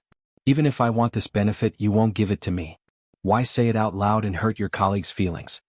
Ouyang Yin realized that the men around him were all old and cunning. The things they had when they were young were all gone. Each one was more calculating and more realistic than the other. You're so direct. Shinkai laughed out loud. Do you like tactful ones? But didn't I get rejected by you in the past? It's just that I can't get it, so why should I be stubborn? Am I right? Ouyang Yin said, now I realize that what you said is quite right. What is it? Men hope that the woman they liked will always love them to death even if they break up. Women are also so vain. They hope that the man who liked them will never change his mind, even if they don't love him. Shinkai shook his head and said slowly, fairy tales are only suitable for a certain age. We remember all the fairy tales we read when we were young, but now if we think about those stories again we'll only smile. Those books will be treasured and placed on the bookshelves, but at our age, it's impossible for us to open them again and read them carefully and with relish like when we were young. The books we like at this age are inclined towards philosophical thoughts, social life, economic development and self-cultivation, but they will never be inclined towards fairy tales. Ouyang Yan's face stiffened. She felt that Shinkai's words were like ice being scooped up from the river in the dead of winter and smashed into the depths of her blood vessels. Her whole body was frozen stiff. What was she? The fairy tale in Jiang Zhao's heart? I can't go back anymore? She didn't believe it. Shinkai's lips parted as though he had seen through her. Yunyun, you've really missed out on Jiang Zhao. He's in the same batch as me. If you had been with another guy back then and I felt that you had rejected me, I would have pursued him. But with Jiang Zhao, there's no need to fight over him. He's too stubborn. At that time you had your eyes set on him. None of us would have had a chance. You dumped him in front of everyone in Ocean University. Everyone in Ocean University knows that you two have a good relationship. If it were someone else, wouldn't they curse 8 generations of your ancestors to death or find someone to pour acid on you? Do you think you can dump a man like him? I'm also in the circle of government agencies, and he hasn't messed up because of you in the past few years. His self-control. Although he used to be my rival in love, there's one thing I have to admit. No matter what, he's a good man in the eyes of women like you. It's just that he has a family now. Based on his personality, whatever you do will be futile. And Yunyun, there are some things that don't go too far. Our circle also has its unspoken rules. Do you think you can fight against Jiang Zhao? Do you think family Ouyang can fight against the Qin family? Even if family Ouyang is great, they can defeat the Qin family and take the #1 position in Shanghai. Can the family Ouyang afford to offend the Jiang family in the east? Ouyang Yin was trembling with anger because Shinkai completely disregarded their previous relationship and threw her unbearable and bloody situation in front of her. Her self-esteem and image were trampled to pieces just like that. She was a proud Ouyang Yin. In front of a man who liked her and pursued her, she was ashamed. If you don't want to help me, then so be it. What's the big deal? If you don't let me get involved, can't I do it myself? Shinkai suddenly changed his calm and good-tempered appearance. His handsome face had a pair of bright eyes. He raised his voice and snorted. He said angrily, Ouyang Yin, I'm talking to you nicely now. Don't get into trouble and let your father clean up your mess for you. What are you trying to prove? To prove how much you love Jiang Zhao. You love him, but you didn't know how to cherish him back then. Now that he's someone else's husband, you're not convinced? Why are you not convinced? Not all the women in the world are dead. That's why Jiang Zhao found Yunyi. Are all the men in the world dead? Do you have to hang yourself on that tree? Can't you put away your self-righteous pride and start afresh? If Jiang Zhao doesn't have feelings for Yunyi, it's fine.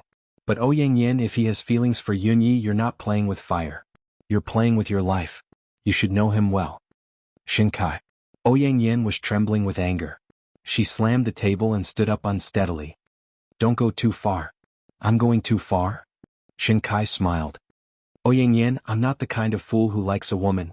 I know she doesn't like me, but I'm still trying to help her find true love. I'm not Jesus. So, don't think I'm going too far. Ouyang Yin took a deep breath.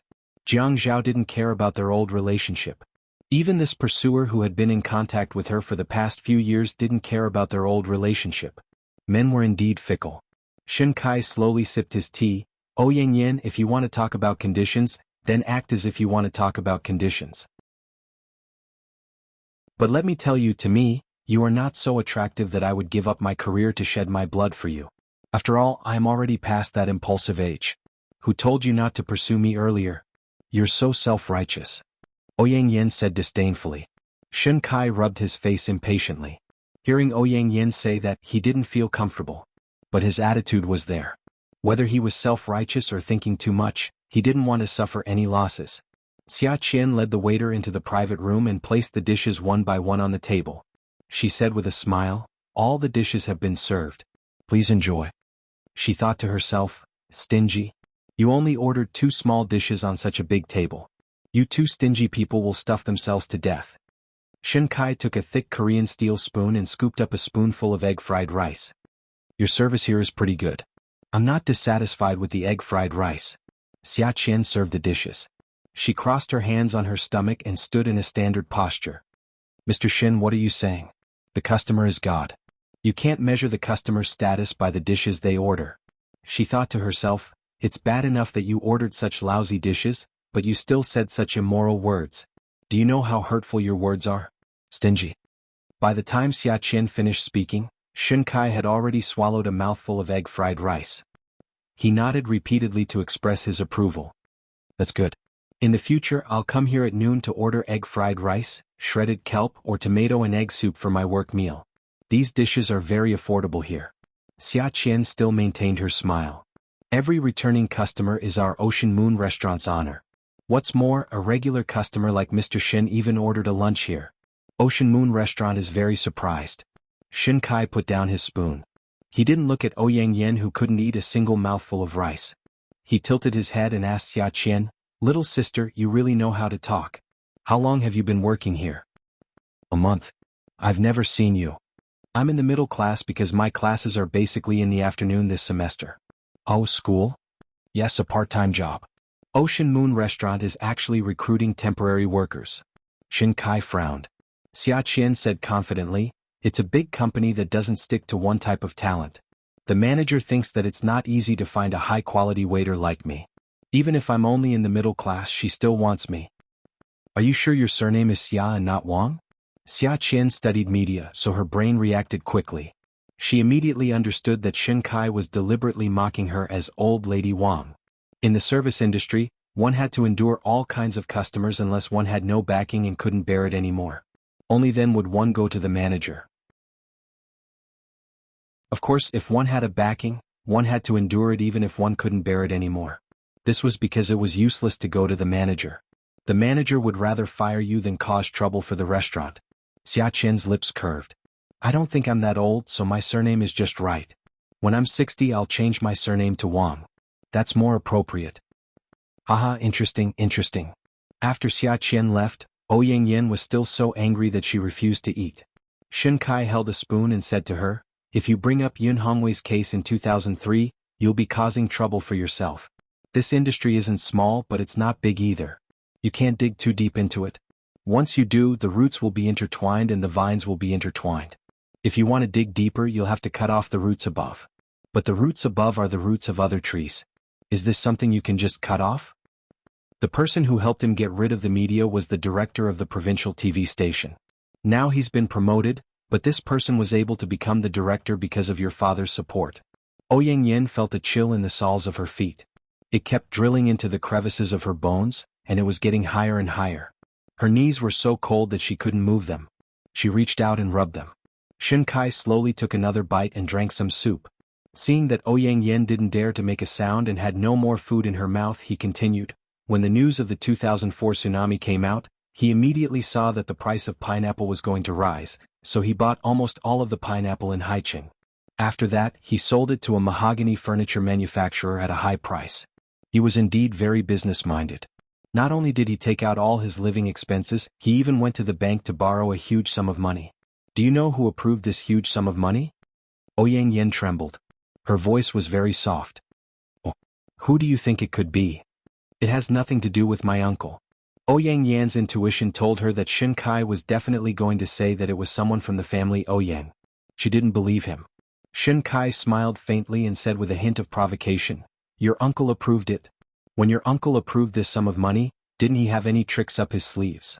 After all, that sum of money came so quickly. Others might not know about the unspoken rules of this circle, but how can we not know? Your uncle is now in the headquarters. Once this matter is dug out, will it really benefit you? Yun, don't put on a righteous face to bring someone to justice. Let me tell you, people like you, me and Jiang Zhao were thrown onto this path. To put it bluntly, We were thrown onto this path to serve our family Ouyang. Although it's not right for me to say this, you know best that your father pushed you onto this path to make things easier for the family Ouyang, not to cause trouble for them. If your father really wanted you to Wu Yu's carefree life for the rest of your life, he would have let you be a teacher and not come to the procuratorate. The procuratorate isn't a government office with a lot of money. You know that very well. Welfare Songshu 566.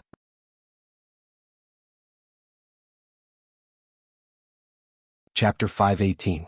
Every son and daughter of a prestigious family in Sea City should not be calculative about their own gains and losses.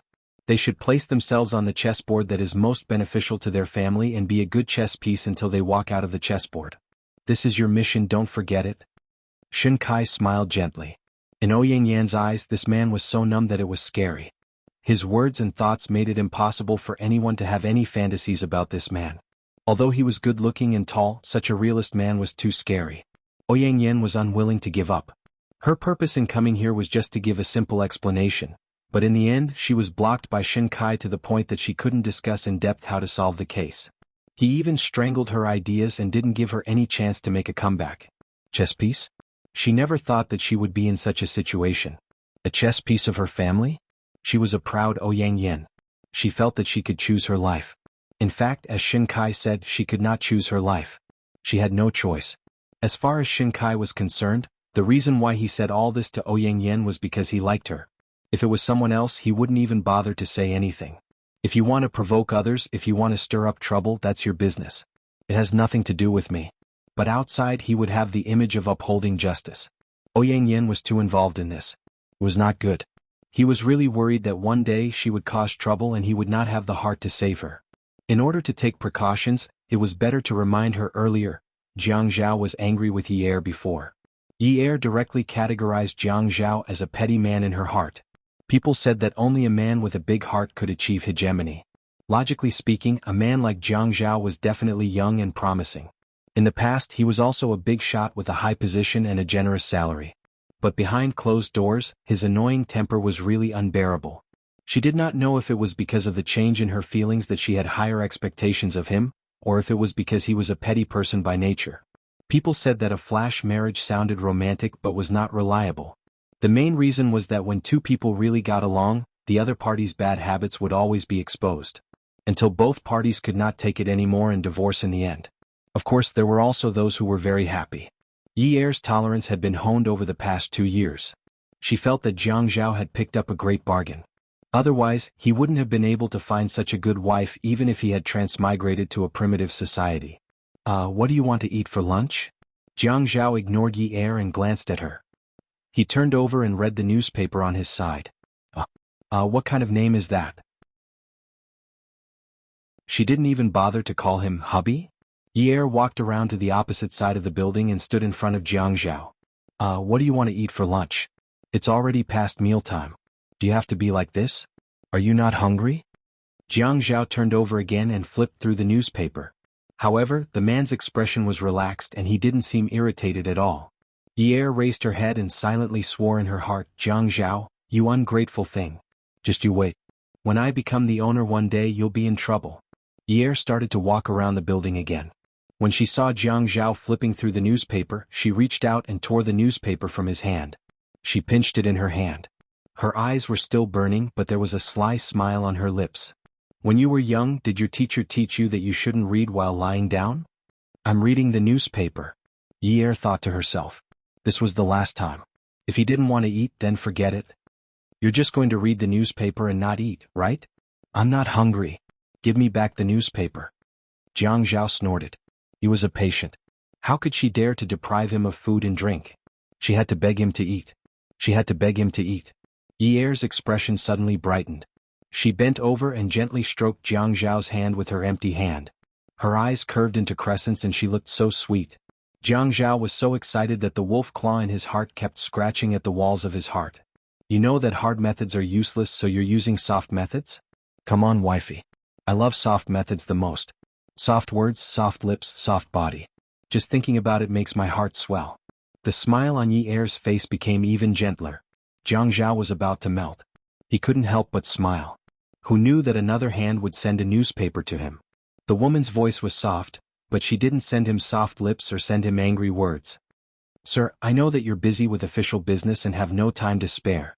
It's the country's fortune and the people's fortune to have a public servant like you. I don't know much, but I know that women don't get involved in politics. Sir, you're so busy with the country's affairs that you don't even have time to eat lunch.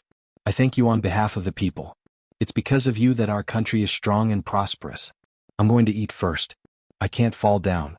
I need to have enough energy to send the newspaper to my husband and effect Sir's official business. Yi Er firmly stuffed the newspaper into the gloomy hands of Jiang Zhao. She lowered her head and took 2 steps back. She folded her hands by her side, bowed and said in a low voice, "I'll take my leave." She maintained her posture and took a few steps back with her head bowed. Then she turned around and swaggered out of the door. Yi Er didn't go to the hospital's cafeteria to get food. Instead, she drove to a Cantonese restaurant to order takeout. When she returned to the hospital, Yi Er asked the nurse to move a small table to the entrance. Then she opened the takeout one by one. The aroma filled the room. The dishes that Yi Er ordered weren't spicy. They were all Jiang Zhao's favorites. Wow, the core of this oyster sauce vegetable is so tender. The core is so fresh. The stock is so tender and refreshing. Wow, the goose feet are so good. They're so soft and fragrant. How come I didn't realize that the winter bamboo shoots, pig stomach and sea cucumber soup in Cantonese hui hui is so fresh? Jiang Zhao sat up from the bed with a whoosh and threw the newspaper on the bed. Yinyi, don't you know that we shouldn't talk when we eat? Shut up. Yi Er drank the soup very loudly. She made it sound like she was drinking soup from a century-old pot.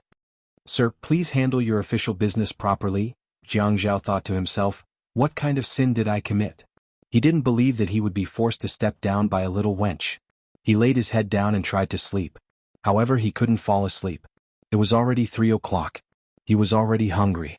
After being angered by that woman, he became even hungrier. His stomach was full of air. When he exhaled, he felt as if his chest was pressed against his back. Especially when the room was filled with the aroma of food. Coupled with that woman's explanation, he couldn't bear it anymore. Bring it to me. Jiang Zhao sat up and propped the pillow on his back. He leaned against the bed like a master. He pulled out the simple folding buffet table by the bed and placed it in front of him. He knocked on the table and said generously, "I've finished my official business. Let's eat." Yi Er took the takeout boxes one by one and placed them on the small dining table for Uncle Jiang Zhao. As long as Jiang Zhao was willing to eat, she didn't care if she had to suck up to him. She took off her shoes and sat on the bed ready to eat with Jiang Zhao. Jiang Zhao looked up and glared at her. Don't you know the rules? When your master is eating, you can only watch. You can only eat when your master is done. Yi knew that Jiang Zhao was seeking revenge, so she went along with it. In any case, she had just eaten a little and wasn't hungry anymore. She just went along with what he wanted. She blinked her watery eyes pitifully, like a pitiful puppy wagging its tail. She shrunk her neck and curled her body. She knelt on the bed and retreated until she reached the end of the bed. She said in a childish voice, "Milord, this concubine knows her mistake. I won't do it again." Jiang Zhao was in a good mood. He picked up the spoon and drank a mouthful of soup. He nodded and shook his neck. It was really good. He beckoned Yi Er over. "Come here. I'll give you a mouthful of soup." Otherwise, wouldn't it be a joke if people said that I, the magistrate of Haiqing Prefecture, didn't even give my wife a mouthful of soup? Yi Er knew that Jiang Zhao was like this. She just had to obey him a little. She crawled over again. "Thank you, master. Open your mouth." Yi Er Gigai opened her mouth. "Stretch your neck over." Yi Er Gigai stretched her neck over. Jiang Zhao scooped up a spoonful of soup and smiled at Yi Er. Little pug. If he went on a business trip in the future, he had to raise a little pug to bring along with him. No, how could that be the same? Even if he went on a business trip, he had to bring her along. Yi Er was still waiting for the master to give her a mouthful of soup. She didn't expect the master to pour the entire spoonful of soup into her mouth. She didn't expect him to trick her at this critical juncture. Forget it, he was injured. He was the master. Just as she was about to retract her neck, her entire chin was firmly held by the master. The man's mouth pressed down on hers and poured the entire spoonful of soup into her mouth. Yi Er's eyes widened. "Your sister. Did you King brush your teeth before eating?" Jiang Zhao put down the spoonful of soup and pinched Yi Er's lips with both hands. He said, "Swallow it. Swallow it. I dare you to spit it out." Yi Er shook her head and refused. She couldn't take it anymore. A kiss was a kiss, all right? How dare he pour the soup in his mouth into her mouth? This was different from kissing, all right? It wasn't the same, all right? Jiang Zhao panicked.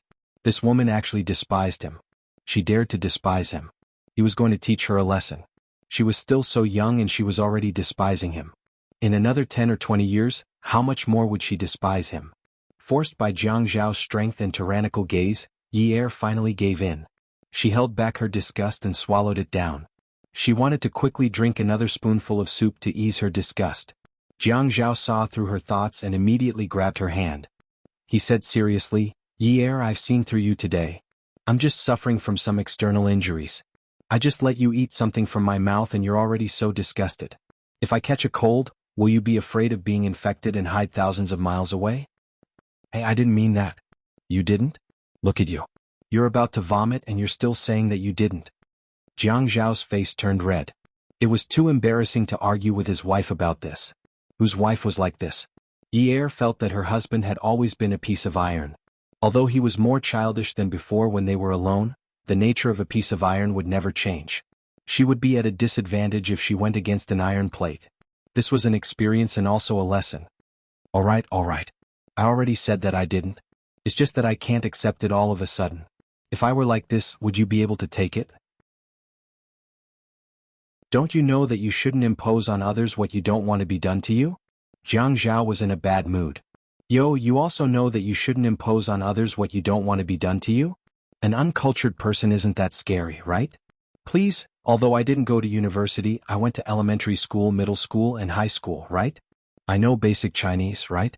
Unlike you, who only knows the 3 representatives, the 3rd plenary session, the National People's Congress, and come and see, Songshu 566.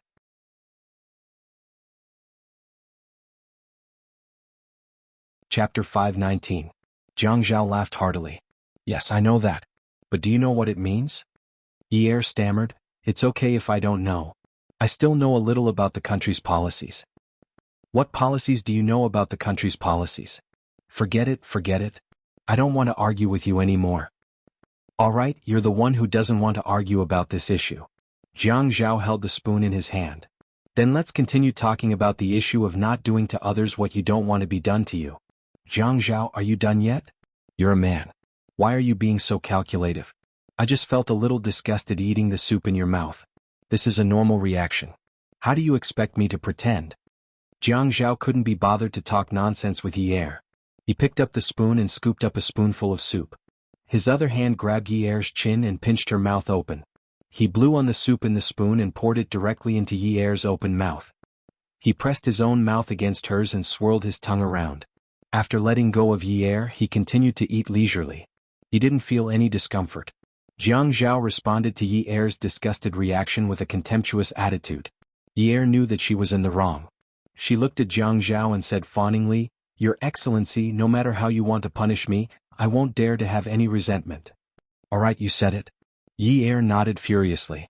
At worst, Jiang Zhao could punish her. She wasn't afraid. At worst, he could do it a few more times and tire her out a little. Yes. Your Excellency has the final say. Jiang Zhao looked at the sea cucumber, pork tripe, and vegetable cores in the soup. He then looked at Yi Er and slowly smiled. His smile grew wider and wider and his laughter became more and more unbridled. Haha, Yi Er looked at Jiang Zhao's laughter and felt her hair stand on end. Can you imagine what it would be like if you said, Your Excellency has the final say, to a big shot that you had just offended, but that big shot didn't say anything and just laughed unbridled? What would you think? The most direct thought would be that he wanted to kill you. Hey Jiang Zhao. Jiang Zhao laughed until he was out of breath. What are you laughing at? Yi Er asked timidly. Jiang Zhao covered his face with both hands and pushed it up until his hairline. He then pressed it down along the top of his head and stretched lazily. With a naughty smile, he said, Aren't you disgusted by the soup I fed you? Yi Er was kneeling on the bed. When she heard what Jiang Zhao said, she immediately put her hands on the bed and moved back to the end of the bed. She waved her hands frantically and said, No, I was wrong. I deeply realized my mistake just now. Really, I swear. Yi Er didn't know how Jiang Zhao wanted to punish her, but she knew it wouldn't be a good thing if he told her directly. Yi Er sat up straight and said in a dignified manner, Dear, before we got married, I told you that even if we can't help each other in need, we can still treat each other with respect. In fact, I think we can be considered as helping each other in need now. Look, we kissed. I drank the soup in your mouth and you drank the soup in my mouth. Isn't that the best way to explain how we helped each other in need? Jiang Zhao nodded as if he understood. Yi Er suppressed her heart, which was about to jump out of her chest. She continued to persuade him. Dear, the two of us are so happy. Look, the two of us who helped each other in need died in the end. The two of us have meat to eat and soup to drink. How happy is that, right? Yes, yes, yes. Jiang Zhao agreed with a smile. Yi Er panicked even more. What was he trying to do? Jiang Zhao said, the first time we helped each other in need, we didn't do it well enough. Since you already understand the meaning of helping each other in need, then let's show you a deeper level of helping each other in need. I think after this you won't be able to throw up even if you want to. Yi Er's brain exploded with a dull thud. She couldn't throw up even if she wanted to. What was this? Jiang Zhao picked up his chopsticks and pointed at the dishes on the table. Let's eat a nutritious combination of meat and vegetables. I'll pick up the sea cucumber, pig stomach and diced bamboo shoots and stuff them into my mouth. I'll chew them until they're soft and then feed them to you, okay? As soon as Jiang Zhao finished speaking, Yi Er immediately covered her mouth. She was about to throw up. No, she couldn't stay here any longer. If she stayed any longer, she would be played to death by this asterisk. When Jiang Zhao saw that Yi Er was about to run away, he immediately jumped off the bed and caught her just as Yi Er jumped off the bed. Yi Er was pressed against the wall. She knew that even if she didn't die today, she would be crippled. She curled her lips and reached out to pinch the hem of Jiang Zhao's shirt. She shook it slightly. Dear, I was wrong. I was really wrong. Dear, I'm still young. I can be forgiven for being immature. Don't lower yourself to my level, okay? Hubby. Softly called out to her husband. Jiang Zhao pressed Yi Er against the wall. The smile on his face relaxed. He carelessly combed Yi Er's hair and said in a serious tone, Dear, being young is not an excuse for making mistakes. It's also not a reason. A married woman follows her husband. As your guardian and husband, I have the responsibility and obligation to educate you on your mistakes. Dear, you have a lot of vague and even confusing concepts about life. But it doesn't matter. We can find the right direction through our mistakes. We can also find the right way through our mistakes. So, it's okay to be wrong once, but we can't make the same mistake again. Yi Er nodded and nodded again. She almost kowtowed again. Dear, you're right. You're indeed a great thinker, a revolutionary, and an artist. Dear, look at you. Your old habits are acting up again. You need to be honest with your comments. If you go overboard, you're exaggerating. As an artist, I will at most study your body art. So, I don't deserve the honor of being an artist. Yi Er gritted her teeth. Damn it. What do you not deserve? Yes. I went overboard. I'm sorry, dear. It's okay. Let's get back to the topic. We were talking about the problem you made today. In order to deepen our relationship, we need to help each other today. For our future husband and wife life to be more harmonious, both of us need to work harder. Jiang Zhao looked at Yi Er, who was about to cry. He clenched his fist at her and said gently, Dear, you can do it. Yi Er was really about to cry. She felt that she had never been so disgusted when she didn't have any teeth. When she was young, her father must have bought her baby rice paste to eat. It must have been. There was no doubt about it. Jiang Zhao actually wanted to chew all the vegetables and meat for her to eat. Did he want her to stop eating from now on? Didn't she just feel a little nauseous when she drank the soup? But didn't she still swallow it? Jiang Zhao, although I felt a little nauseous during the process, I still swallowed it all in the end. Isn't that right? I didn't really vomit and the process didn't matter. Wasn't your goal just to make me drink the soup in your mouth? It's already in my stomach. Yi Er patted her stomach to show that the real thing was inside. Jiang Zhao shook his head and mimicked Yi Er's pitiful look. Oh, but my goal wasn't to make you drink it. I wanted you to stop feeling nauseous. Yi Er wanted to kill someone. Can't I just drink it if I don't feel like vomiting? It doesn't matter if you drink it or not. The result I want is that you don't feel like vomiting. Jiang Zhao, you're crazy. If I don't drink it, am I supposed to keep it in my mouth forever? You can do that too. Jiang Zhao said proudly. Yi Er looked up and shouted, But I can't live like this anymore. I don't want to live like this anymore. What bullsh *t about helping each other in times of need. But, you big ***, you can help whoever you want. Today I'll move out with dad and little brother. We'll live in a small house. I don't want to live like this anymore. Jiang Zhao was stunned. The door opened with a click, and a bang was heard. It was the sound of a magnet being hit. Yun Hongwei ran into the room with Si Jie in his arms. Yi Er was so scared that he didn't dare to make a sound. He saw that his father's eyes were bloodshot. Si Jie also clenched his little fists and looked like he wanted to eat Jiang Zhao. His entire jaw was grinding. It was as if a magical beast was going to burst out of his little body in the next second. Jiang Zhao didn't know that it would be so early today. Si Jie should have arrived at 5 a.m., but it was only 3 a.m. Yesterday, he had promised his father-in-law that he would treat Yi Er well. Now, Yi Er was saying that he didn't want to live like this anymore. Jiang Zhao looked at his father-in-law and brother-in-law's expressions. His head was about to explode. It was really about to explode. Yi Er immediately started crying. He looked at Yun Hongwei and cried, "Dad, you have to be the judge." Sob, sob, sob. Jiang Zhao was very flustered. He hurriedly hugged Yi Er. Yi Er, be good. Yi Er, don't make a fuss. Let's not make a fuss, okay? Yi Er pushed Jiang Zhao away and ran into Yun Hongwei's arms. Si Jie ran over and hugged Jiang Zhao, then started punching him fiercely with his little fists. Who told you to bully Yun Yi? Who told you to bully Yun Yi? Jiang Zhao didn't fight back at all. Even if a child hit him, it wouldn't hurt. His muscles were tense as he looked at Yun Hongwei, who was still glaring at him. Dad, we were just playing around. Yi Er hugged Yun Hongwei and said, Daddy, it's not a joke. He won't let me eat sea cucumbers. Daddy, why is he like this? I just want to eat some sea cucumbers, but he said that the doctor said that I shouldn't eat seafood in my medicine, so he won't let me eat it. It's been 3 hours since I took the medicine at noon, but he still won't let me eat it. He's the only one who's allowed to eat it. Daddy, you can't bully me like this. Daddy used to give me whatever I wanted to eat in the past. Yun Hongwei was stunned. Si Jie immediately stopped, turned around, and walked to Yi Er's side. He pulled her out of Yun Hongwei's arms and asked with a sullen face, Yun Yi, you're really embarrassing yourself. Aren't you ashamed of your surname? When Yun Hongwei looked at Jiang Zhao, he was a little embarrassed. Jiang Zhao, I'm sorry.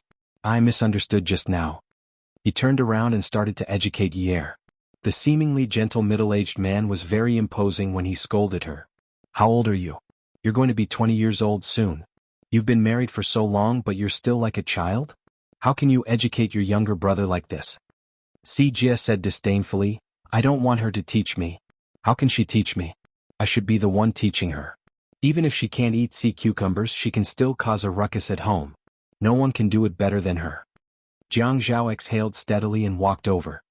He pulled Yi Er into his arms and rubbed her shoulders. When he saw that she was really crying, he pinched his shirt sleeve and wiped her tears. Yi Er, don't cry. Tomorrow we'll eat sea cucumbers. Tomorrow I'll be discharged from the hospital and take you to eat sea cucumbers, okay? How about tonight? Tonight we'll be discharged from the hospital and go eat sea cucumbers. We'll eat the best sea cucumbers in Haicheng, okay? Si Jie sighed and raised his head to look at his father. He glanced at Yi Er in disdain, then shrugged and pursed his lips. Look at your good daughter. Aren't you going to discipline her? Hongcha 866.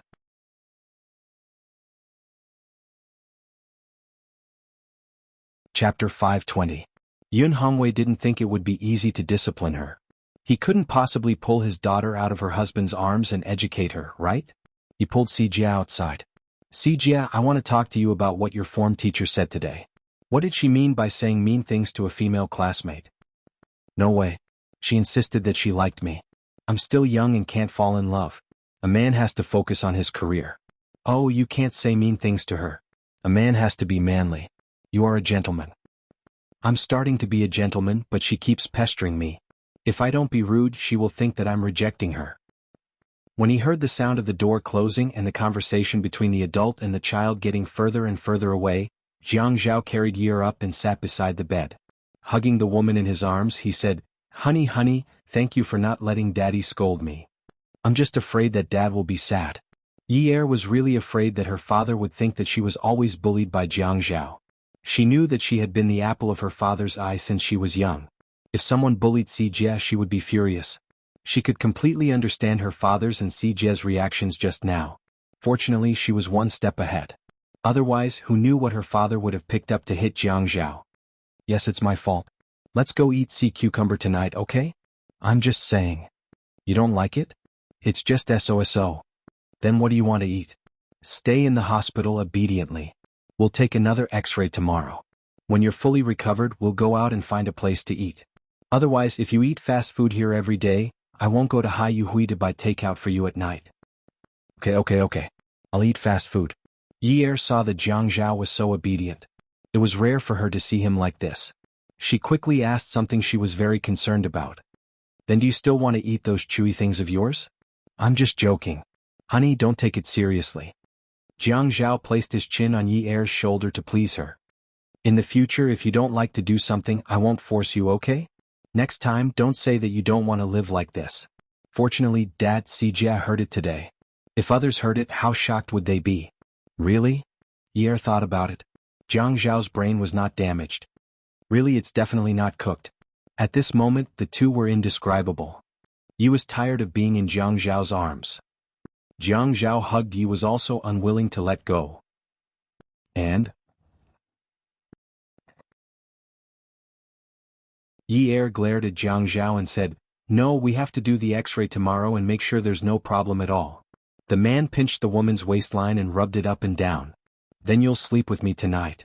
Yi Er shook his head and looked at the man who looked like he was about to be set on fire. Jiang Zhao, do you think this is a 2-meter bed? Both of us have long arms and legs. It'll be too cramped if we sleep together. I'll sleep on the bed. Squeeze. Hey, isn't it too early to discuss tonight's matter? It's not early. It'll be dark in a few hours. Besides, it gets dark early these days. You know that. Can you think of something normal? I thought of the most normal thing based on this environment, Jiang Zhao said as he reached out and rubbed the woman's chest. Yi Er heard the sound of high heels clicking against the floor. He could imagine that the woman's head was slightly tilted up and her back was straight. She must have a good figure. The door opened and Qin Zhen entered the room with an expensive handbag. Yi Er hurriedly jumped down from Jiang Zhao's body. Her face was completely red as she smiled. Mommy. Jiang Zhao sighed. This mother was too good at ruining things. How could she be so senseless? Qin Zhen frowned and looked at the bruises at the corners of Jiang Zhao's mouth and cheekbones. She couldn't see how serious the injury was because of his clothes. She turned to look at Yi Er and her eyes darkened. She turned back and scolded Jiang Zhao. You're injured and you don't even need to rest. Don't you know that it takes 100 days to recover from a serious injury? Qin Zhen's words were very unhappy, but Yi Er knew that although she was scolding Jiang Zhao, she was actually saying that she was insensible. Her husband was injured, and as a wife she was still in her husband's arms, causing him to not be able to rest. Her mother-in-law's expression was clearly condemning her. She didn't dare to offend her. Mom, just now, Qin Zhen didn't look at Yi Er. She looked at Jiang Zhao a little angrily and answered Yi Er, I know. I saw it when I came in. Jiang Zhao looked at Yi Er's timid expression and sighed. Mom, you're really too much. You have to knock before you come in. Look at me. I knock every time I go to your place. I'm afraid that I'll see something that I shouldn't see. Jiang Zhao, watch your words. Watch what? I'm just hugging my wife. What do I need to watch? You can hug your husband when you're in a relationship or remarried. I promise I won't see it. Qin Zhen scolded, Jiang Zhao. Hey mommy, Jiang Zhao replied with a smile and called out to Qin Zhen softly. Yi Er looked at Jiang Zhao's obsequious look. It was really rare to see such a scene in 1,000 years. She couldn't help but laugh. Mommy? Wasn't that disgusting? That voice sounded a little coquettish and even had a slight inflection. Qin Zhen coughed and said, Yi Er, I saw my in-laws in Sijia just now. Let's have dinner together tonight. Can you go and inform them? Yi Er said, Okay. Then Mom, have a seat. I'll go and look for them first. Yi Er moved a stool over and placed it next to Qin Zhen. She nodded politely before leaving. Yi Er knew that her mother-in-law was purposely sending her away. She felt inexplicably uneasy. When Jiang Zhao saw that Yi Er had suddenly become so obedient, he was a little unhappy. He felt that Yi Er who had claws was the real Yi Er. When Yi Er closed the door, Jiang Zhao put away the things on the table and placed them on the study table by the window. He also put away the small table and sat on the bed. He covered himself with the blanket and threw a pillow behind him. He leaned against the pillow with an, I'm a patient, attitude. After sitting properly, he picked up the newspaper and started flipping through it. I say, Sister Zhen, don't be like this the next time you see my wife. She's just a little girl. If she scares you to death, where are you going to find a wife like her to compensate me? Be kinder and more compassionate. You have to be a good mother-in-law. Humph, you've forgotten your mother when you have a wife. When he heard that Qin Jin was a little jealous, Jiang Zhao felt that this topic couldn't be too serious. The relationship between mother-in-law and daughter-in-law wasn't something that could be mediated by ordinary people. In the past, he had heard that mother-in-law and daughter-in-law were difficult to get along with. Only now did he know that this was really the case. There wasn't even any conflict, but the mother-in-law already disliked her daughter-in-law. But this was her own mother, so she couldn't blame her, right? Jiang Zhao folded the pretentious newspaper neatly and placed it on the bedside table. He leaned forward and propped his head in front of Qin Jin. Ah, who's my mother? Who's my mother? Why do I only see a beautiful big sister in my room? Jiang Zhao laughed loudly. Qin Jin poked Jiang Zhao's temple and couldn't help but laugh a little embarrassedly. You have a glib tongue. Jiang Zhao said, then Sister Jin is really lucky. Outsiders don't know what I'm like, but you know that I have a glib tongue. Can you give me some benefits? What benefits do you want? Jiang Zhao leaned back in his seat and thought for a while. Then he said in a joking tone, our company has quite a lot of benefits, so you don't have to give them to me. Give my wife some benefits. For example, if she smiles more, she's such a cute daughter-in-law. When she looks at you, she calls you mommy, mommy, so sweetly. Before she left, she even moved a stool for you and bowed to you. Look at how you look just now, as if someone owed you tens of millions. You've made yourself look cheap, right? Qin Jin sat on the stool and tucked Jiang Zhao in. She still felt uncomfortable. This was her biological son. Look at his bruised face. It made her heart ache. If she was a little sensible, I wouldn't have looked at her like that. Can't she see that you're injured? She's 1.7 meters tall. Does she think she's 1.3 meters tall? Sister Jin, I beg of you. My wife is 1.7 meters tall. 1.3 meters? Do you think you'll agree to your brother Zhao marrying a woman who's 1.3 meters tall? Don't be so unobjective just because you're happy. In any case, she saw that you were injured and still clung to you. That's not right. Jiang Zhao said weakly, it was obviously your brother Zhao who forced her to play with him. Fortunately, Yi Er's father didn't come in. Otherwise, he would have stared at me to death like you. You people only care about your own side. You don't even ask about the cause and process of the matter. He also had to complain about this matter. It was hard to please a mother-in-law, but it was also hard to please an old father-in-law. In short, they weren't biological children. This thing could only be a battle of wits and courage. There were no shortcuts. Yun Hongwei, if he dares to stare at you, I'll teach him a lesson. Qin Jin was a gentle woman.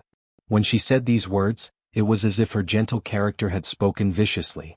She seemed to be particularly disagreeable and a little naughty. Jiang Zhao always felt that his mother was like this. If she sat or stood in a dignified manner and then spoke slowly, that kind of appearance was truly domineering. Sister Jin, I'm begging you. Don't come looking for trouble with your brother Zhao all day long just because you have too much money.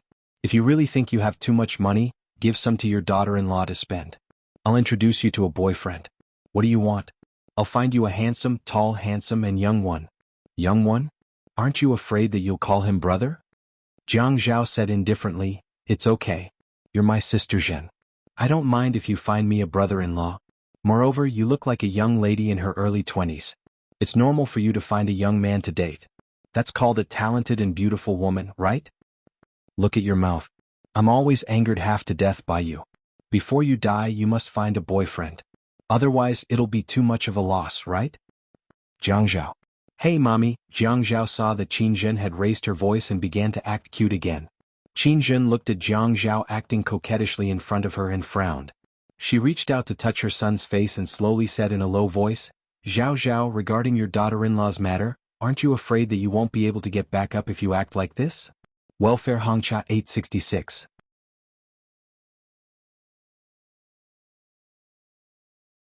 Chapter 521. Jiang Zhao knows his injuries are not serious. It's just that there are bruises on his face, and it's not suitable for him to show his face. His mother must have something to discuss with him. Sister Zhen, Grandpa had agreed to support my father-in-law's case. You should know about it. Qin Jin said seriously. But you are too unreliable. There are already people pressuring you and you still want to bail him out. Zhao Zhao, you will not be promoted to acting mayor this time. Your grandfather is also blaming you and he is trying to suppress his anger. Mom. Jiang Zhao changed the way he addressed his mother. Yi Er's father was forced to confess, and there were bruises all over his body. Someone showed her the video of his injuries. If I don't bail him out, my wife will suffer from schizophrenia. She was not normal for 2 days. Qin Jin waved her hand. Yes, yes, yes. From your point of view, you are always right. No one can say anything. I don't care how you pamper her, but you must promise me that you will not drag yourself into this mess. Jiang Zhao laughed and shook his head. Mum, I had already dragged myself into this mess. It's useless for you to blame me now. Qin Jin was speechless and kept quiet for a while. I think Yun Hongwei doesn't know the rules. He's already out of prison and we are in-laws. Why didn't he invite us to have a meal together? Although Qin Jin agreed to Yer and Jiang Zhao's marriage at that time, she had always been calculative in her heart. After all, if the Yun family was involved, the Qin family was equivalent to being dragged down. Who would be happy about it? Mum, we are the men's side and we should invite the women for a meal. Why are you blaming Yi Er's father for not following the rules? You can't say that he is in prison and he doesn't even need to act like a father-in-law. Furthermore, he has just been released and he needs to rest for a while. He is already out on medical parole, and a checkup is his main priority. Isn't it normal to have a meal together after he recovers? You don't have to be so upset. Mum, you are always like this and it's hard for me. Qin Jin was actually considered a rational woman. She didn't care much about her 2 sons, but they were both very good. However, one of her sons suddenly got married and it was a flash marriage. She felt as if something was missing. She was already dissatisfied with her daughter-in-law's family background, and seeing her son so protective of her, she felt even more uncomfortable in her heart. Thus, she was a little unreasonable. How am I making things difficult for you? Her family is like this. How can she be mistreated after marrying into your family? She is good at everything? Even though she saw that you were injured, she didn't let you rest. Instead, she kept playing with you. Did she really care about you? I think she's just used to being a rich young lady and doesn't care about others at all. I am doing this for your own good, and you are still criticizing me. You have really forgotten your mother now that you have a wife, right? Jiang Zhao was troubled by Qin Jin's first-time mother-in-law behavior. He did not know how many times this kind of thing would happen in the future. He really did not feel good being a sandwich biscuit. Mom, it's not like that. If Yi Er did something wrong, I would reprimand her. She doesn't have the bad temper of a miss from a rich family. She will listen and change. She is more sensible than many girls her age. But you're inexplicably blaming her for some normal things. I don't feel comfortable with that. Jiang Zhao looked at Qin Jin, a trace of disappointment in his eyes. Even his voice was regretful. After all, in my heart, you are a woman who knows how to deal with people. You have a good grasp of everything and you always look at the big picture. Even Grandpa said that many of my qualities are very similar to yours. I'm very outstanding. You are such an outstanding woman in my heart, but you suddenly jumped out to criticize my wife. I can't accept it. She sleeps with me every day, but I didn't find so many flaws in her. Tell me, where did you find these flaws in her? Qin Jin looked into Jiang Zhao's eyes, and her heart skipped a beat. Okay. Mum is just complaining. She is a menopausal woman. You have to be understanding. Jiang Zhao's expression changed. He smiled and said, Yes, Sister Jin. Your brother Zhao is still young. You have to be gentle. Don't always scare him. It will be over if he gets sick. Qin Jin let out an almost inaudible sigh. This was her son. Ever since he was a child, even his younger brother would not ask for benefits behind her back like this. Now he was trying his best to negotiate with her for a woman. Naturally, she was also a person who knew when to stop. Sometimes her temper was inevitable. If she really thought about it carefully, she would try her best to consider her son's feelings. Otherwise, when they got married, she would not have stood out to agree. Others might not know her son, but she knew him very well. He was a bull. Among the boys in the Jiang family, Jiang Zhao and Jiang Rui were the most powerful. They were both men with 3 circles on their heads. Since childhood, they had never been quiet. The 2 younger brothers were more tolerant than the 2 older brothers.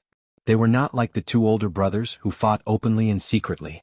No one would give in to the other. However, when they grew up, the 2 older brothers' achievements in all aspects were much more eye-catching.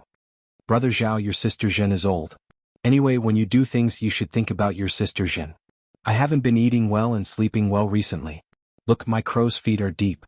While speaking, Qin Jin put her face in front of Jiang Zhao like a spoiled child and pointed to the corner of her eyes. Jiang Zhao kissed her and then rubbed it. Brother Zhao, it will be gone after a kiss. Sister Zhen, you are the most beautiful. Don't worry. I will buy you a set of skincare products these days so that you will stay young forever. Ah. Qin Jin childishly rolled her eyes at Jiang Zhao. The best skincare products are to be in a good mood. Don't you know? Well, next time when we have a meal together, when I see brother Lai Qing, I will satirize him for you. I will scold him until you are in a good mood.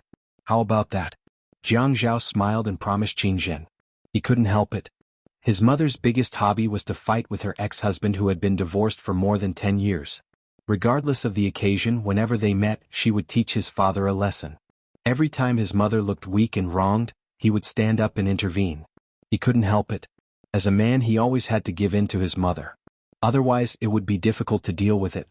Afterwards, he would persuade his father not to be angry. As long as his mother won, she would be in a good mood for many days. He would often say to his father, "Brother Lai Qing, Sister Zhen is in a good mood recently. Thank you for your help.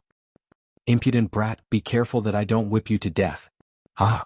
It's better if you use this method on Jiang Feng. You know that I will run away." Ah! In the hospital's parking lot, a black Audi drove into Jiang Zhao's car. The driver was Lu Cheng, who was talking on the phone with a Bluetooth headset. After hanging up the phone, the car had just stopped.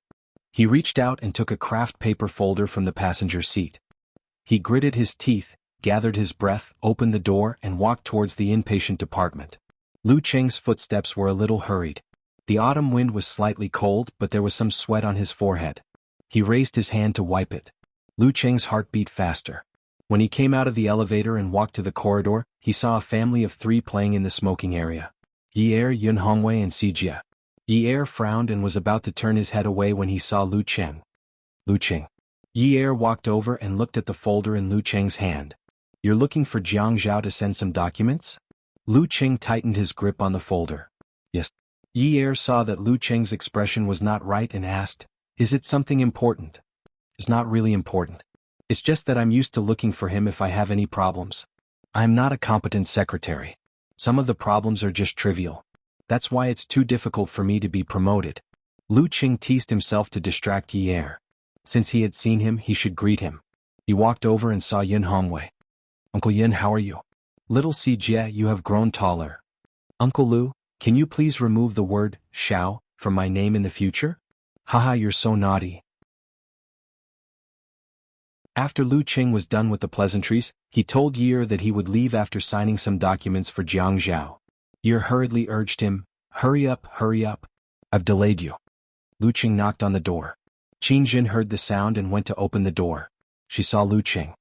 "Lu Cheng, are you here to look for Jiang Zhao?" "Hello, Chairman Qin.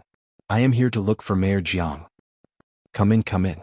Lu Cheng followed Qin Jin into the ward and saw Jiang Zhao smiling happily. It was rare to see him in such a good mood. Lu Cheng sighed in his heart. "Mayor Jiang, I am here to look for you to sign some documents." Jiang Zhao was indeed in a good mood and laughed. "Sorry for making you come all the way here. Give it to me." He saw Lu Cheng walking over and asked, "Why didn't you call me to tell me?" Lu Cheng licked his lips and looked at Qin Jin. He then looked at Jiang Zhao and continued to lick and bite his lips. Jiang Zhao frowned. He knew that Lu Cheng's expression told him that it was not convenient for him to say it. Logically speaking, if it was an outsider with confidential information, it would be better to be careful. But this person was his mother. Did he have to be so cautious? Even if it was a government secret, he should not be so cautious of his mother. Who doesn't know his mother knows her limits? He knew this was not a small matter. Jiang Zhao said to Qin Jin, "Mom, I need to talk to Lu Cheng. You stay here?" There were outsiders around, and Jiang Zhao did not want to joke around with Qin Jin. Qin Jin quickly understood. She didn't want to get to the bottom of everything. Her son would tell her what she needed to know about the government building. If it was something important, he would tell her what she needed to know in the future. After all, there were outsiders around. They had to keep it a secret. "You all are busy. But take care of yourself." Qin Jin said a few more words of concern to Lu Cheng before leaving. Lu Cheng made sure Qin Jin's footsteps had disappeared from the corridor, and he could hear the faint ding of the elevator. He then walked to the door and locked it. Jiang Zhao felt something was wrong. Lu Cheng was indeed a careful person. But this was a private hospital, and the doctors and nurses would never enter the ward directly. Lu Cheng was being too careful. Jiang Zhao thought about it and felt the situation was serious. What's going on? Seeing Lu Cheng walk over with a serious expression, he could not help but look serious and ask in a low voice. Lu Cheng unwrapped the craft paper bag and handed it to Jiang Zhao without taking out the things inside. Jiang Zhao looked at Lu Cheng's actions and frowned. He opened the bag to see what was inside. There were a bunch of photos in the bag. He poured them out and looked at them one by one. Slowly, the roots of Jiang Zhao's teeth left a mark on his face. His thin lips condensed into a harder and thinner line. Who gave it to you?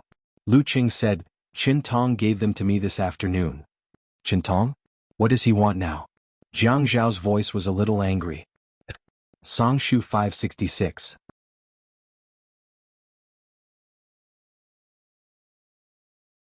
Chapter 522. He probably knows that he won't be able to get anything from me, so he's a bit anxious.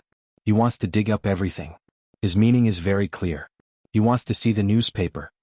After Jiang Zhao heard what Lu Cheng said, he tore the photos in his hand into pieces and threw them under the bed. His sister was the boss. Dong Xuebing was not only angry because of Qin Tong's threats. He was angry because these photos were of Yi Er and Min Zikai kissing at a beautiful woman's apartment. Yi Er was wearing her uniform, and Dong Xuebing knew her relationship with Min Zikai was not that simple. But he did not expect the photos to be so clear. Even if there was a CCTV at the emergency exit, it should not be so clear. Furthermore, Zhuang Yichen should not have anything to do with Qin Tong. This photo should at least be taken on a high-resolution phone. Jiang Zhao reminded himself not to be jealous at this time. He needs to sort things out, but his mind is still in a mess. The photos in front of him are all photos of his wife kissing her ex-fiancé. How can he accept this? Qin Tong can't have been stalking Yun Yi all this time, right? Lu Cheng thought Jiang Zhao would be furious when he saw the photos. But he did not expect Dong Xuebing to be so calm. Qin Tong will not stalk madam, but he had been keeping an eye on Family Min's men. After all, he had secured the position of mayor, and Family Min had helped him a lot. That's why he must know young Master Family Min's whereabouts. But he did not expect that the photos of young Master Min's whereabouts would be used to threaten you. He is feeling proud now. Jiang Zhao's rationality and emotions were struggling. The dates on these photos were two separate times. The first time was before Yi Er took the initiative to ask him to help her brother, and the second time was after they were already together. It should be the time when he caught her at the emergency exit. Dong Xuebing looked at the photos and kissed her passionately. Dong Xuebing clenched his fist to suppress his anger. Qin Tong wants to ruin my reputation this time. Are all the people at the news agency related to him? Did he inform you of his main objective? Lu Cheng looked at Jiang Zhao, who was on the verge of exploding in anger. He was afraid that he would be impulsive, so he carefully analyzed the situation. His purpose is to prevent you from entering the standing committee of the municipal party committee. However, once this photo is released, it will cause a lot of damage. Not only will you not be able to enter the standing committee, but Madam is wearing the uniform of Peerless Beauty, and the interior decoration of Peerless Beauty is very difficult to fake. Even the gray fire exit is sprayed with the logo of Peerless Beauty. When you first acknowledged Madam as your fiancé, the time in the photo is too close to the time of your marriage. The public will have a lot of doubts about Madam's character. Unless. Lu Cheng added softly as if hesitating. Jiang Zhao looked up and glanced at Lu Cheng. Unless what? Lu Cheng lowered his head to avoid Jiang Zhao's piercing gaze. Unless you tell the public that you didn't know about those things and have been kept in the dark all this time and ask for a divorce. Asterisk asterisk asterisk. Jiang Zhao's fingernails were slightly green and white as he held the photo. The force he used was so strong that it seemed like he wanted to squeeze water out of the photo. When he condensed his qi, he closed his eyes and turned his face away to avoid Lu Cheng's gaze. Divorce? Whose reputation is it to protect? Lu Cheng was stunned for a moment. Wasn't this obvious? It was fine as long as he cleared his name. Of course it's yours. Jiang Zhao's lips curled into a cold smile. Divorce? Ever since he got married, the people around him had been hoping that he would get a divorce. Although the Qin family agreed, they had no choice but to do so. They always felt that this marriage was not compatible. No one was optimistic about his marriage. Even the person who married him did not want this marriage to go in the right direction at all. She often said that they would break up. When his father-in-law saw a little wind and felt a little uncomfortable, he said that he wanted them to get a divorce. When his mother saw a little wind and felt a little uncomfortable, she also wanted them to get a divorce. In short, no one wanted his marriage to last forever. He was the only one who thought that it would be better if they could stay together for a longer time. In the end, before they could develop feelings for each other, something happened. Now that he thought about it, he did not know what was so good about that woman. Could it be that he was really a man with romantic interests? Bullsh asterisk T. He would not sacrifice his entire life just to be responsible for a woman. This was really annoying. Do you think I can protect my reputation by throwing all the dirty water on Yunyi? Let me tell you, this is a lose-lose situation. If the photos are released and I propose a divorce at this juncture, people will say that I am irresponsible. Do you think those gossipers won't fan the flames? Jiang Zhao's straight jaw tightened. Lu Qing had been in a state of anxiety all this time. He was only worried that if they were too slow, the newspapers would be out the next day. He had already abandoned Qintong. If Jiang Zhao's boat also sank, what would his future be like? Then why don't you discuss this with Madame? If she brings it up, you can protect yourself. I believe that Madame should be a person who knows what's important. Nonsense. Jiang Zhao rejected sternly. She can't come out to clarify anything now. The more she clarifies, the more people will dig into it. It will be a lose-lose situation. Then how do we fight back? The sooner the better. Lu Qing did not want this matter to be published in the newspapers. He was no less anxious than Jiang Zhao. Jiang Zhao said calmly, "You go back first. After all, for such private news about important political figures, the newspaper company won't dare to publish it without permission. Qintong will definitely give the order. If you go to the newspaper company now, tomorrow's page won't be out so soon. I will arrange the rest." Lu Qing looked at Jiang Zhao's calm expression. Even if the sky fell and the earth collapsed, he could still think so calmly. He could not help but admire him. After Lu Qing left, Jiang Zhao took out his phone and called Zhuang Yichen. "Yichen, do you have time?" Zhuang Yichen was holding the phone while lying on top of Qiu Xiaoya. "No time. If you don't have time, then squeeze. I have something important to do now." "Then you might as well not ask. It's unnecessary. I asked this to pretend to be a gentleman. Can't I?" "Yes, you are a asterisk asterisk. Why can't you? If a bad person is not a asterisk asterisk, then what is?"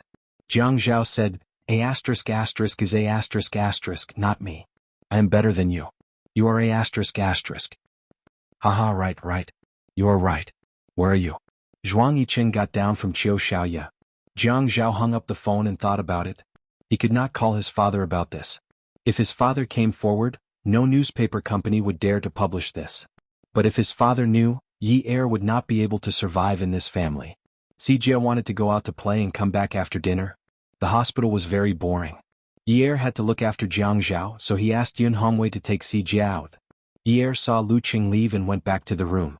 He saw that Jiang Zhao had changed out of the hospital gown and put on his shirt. He was a little surprised. "What are you doing? Are you going out?" Jiang Zhao heard Yi Er's voice and froze. "I'm not going out. I'm meeting someone later." Yi Er felt that Jiang Zhao was a little strange. At this moment, his back was facing her. When he spoke, he was hesitant, cold, and a little perfunctory.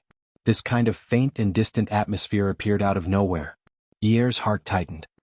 "Oh, what about the dinner that Mom mentioned? You guys go together. I have something to do today, so I won't be going."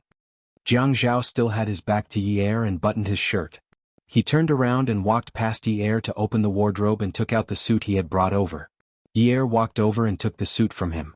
She unfolded it for him. Jiang Zhao looked at Yi Er's hand holding the suit. He stared until his eyes went numb. He turned around and reached his arm into the sleeve. He lifted it up.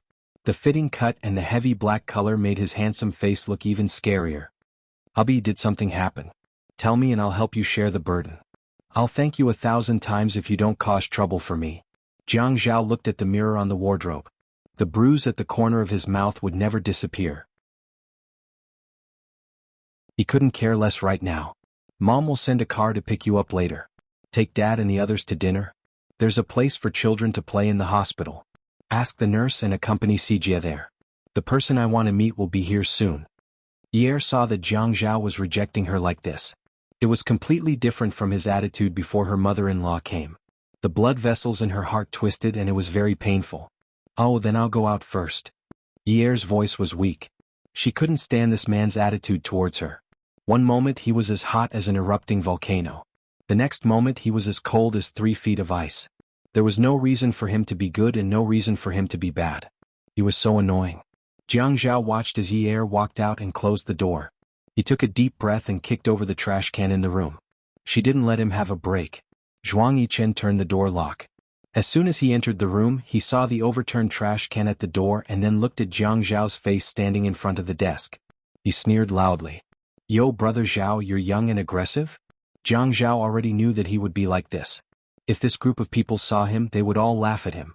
The group of people around him were either jackals, wolves, tigers, leopards, or poisonous snakes. None of them were easy to deal with. Isn't it normal to be young and aggressive? Have you heard of old and aggressive people? Ah, yes. Brother Zhao is mighty. You're angry for a beauty, right? Jiang Zhao grabbed a chair and kicked it hard. The chair squeaked and slid unsteadily in front of Zhuang Yichen. Zhuang Yichen raised his hand and pressed the back of the chair to sit down. Please take a seat. I'm afraid you can't keep up the act of being a gentleman. Jiang Zhao wasn't in the mood to joke. He sat down on the chair next to him. How much dirt do you have on Qin Tong? A few. Throw it to me now. No, Qin Tong has collapsed now, but Zhuang Jingren won't. Jiang Zhao lit a cigarette. There was a murder case at the Shoreline Phase 3. Qin Tong suppressed the news. The security guard who injured people was fired 5 days before the attack. He can't be found now. What else? Zhuang Yichen's eyes revealed a hint of a smile. Jiang Zhao took a puff of his cigarette. After the owners of Phase 3 moved in, the property management fees were too high for the owners to bear. The property management company didn't let the owners' committee choose a new property management company. The real boss behind the Shoreline Phase 3 property management company is Zhuang Yifeng. It's a residential area with more than 2,000 households and an average of 130 square meters. The property management fees are nearly 4 times higher than normal residential areas. The huge profits are hidden in the sales contract. When the contract was signed, it didn't specify how much property management fees per square meter were. It was only labeled according to the level. Beauty novel Xingwu 799.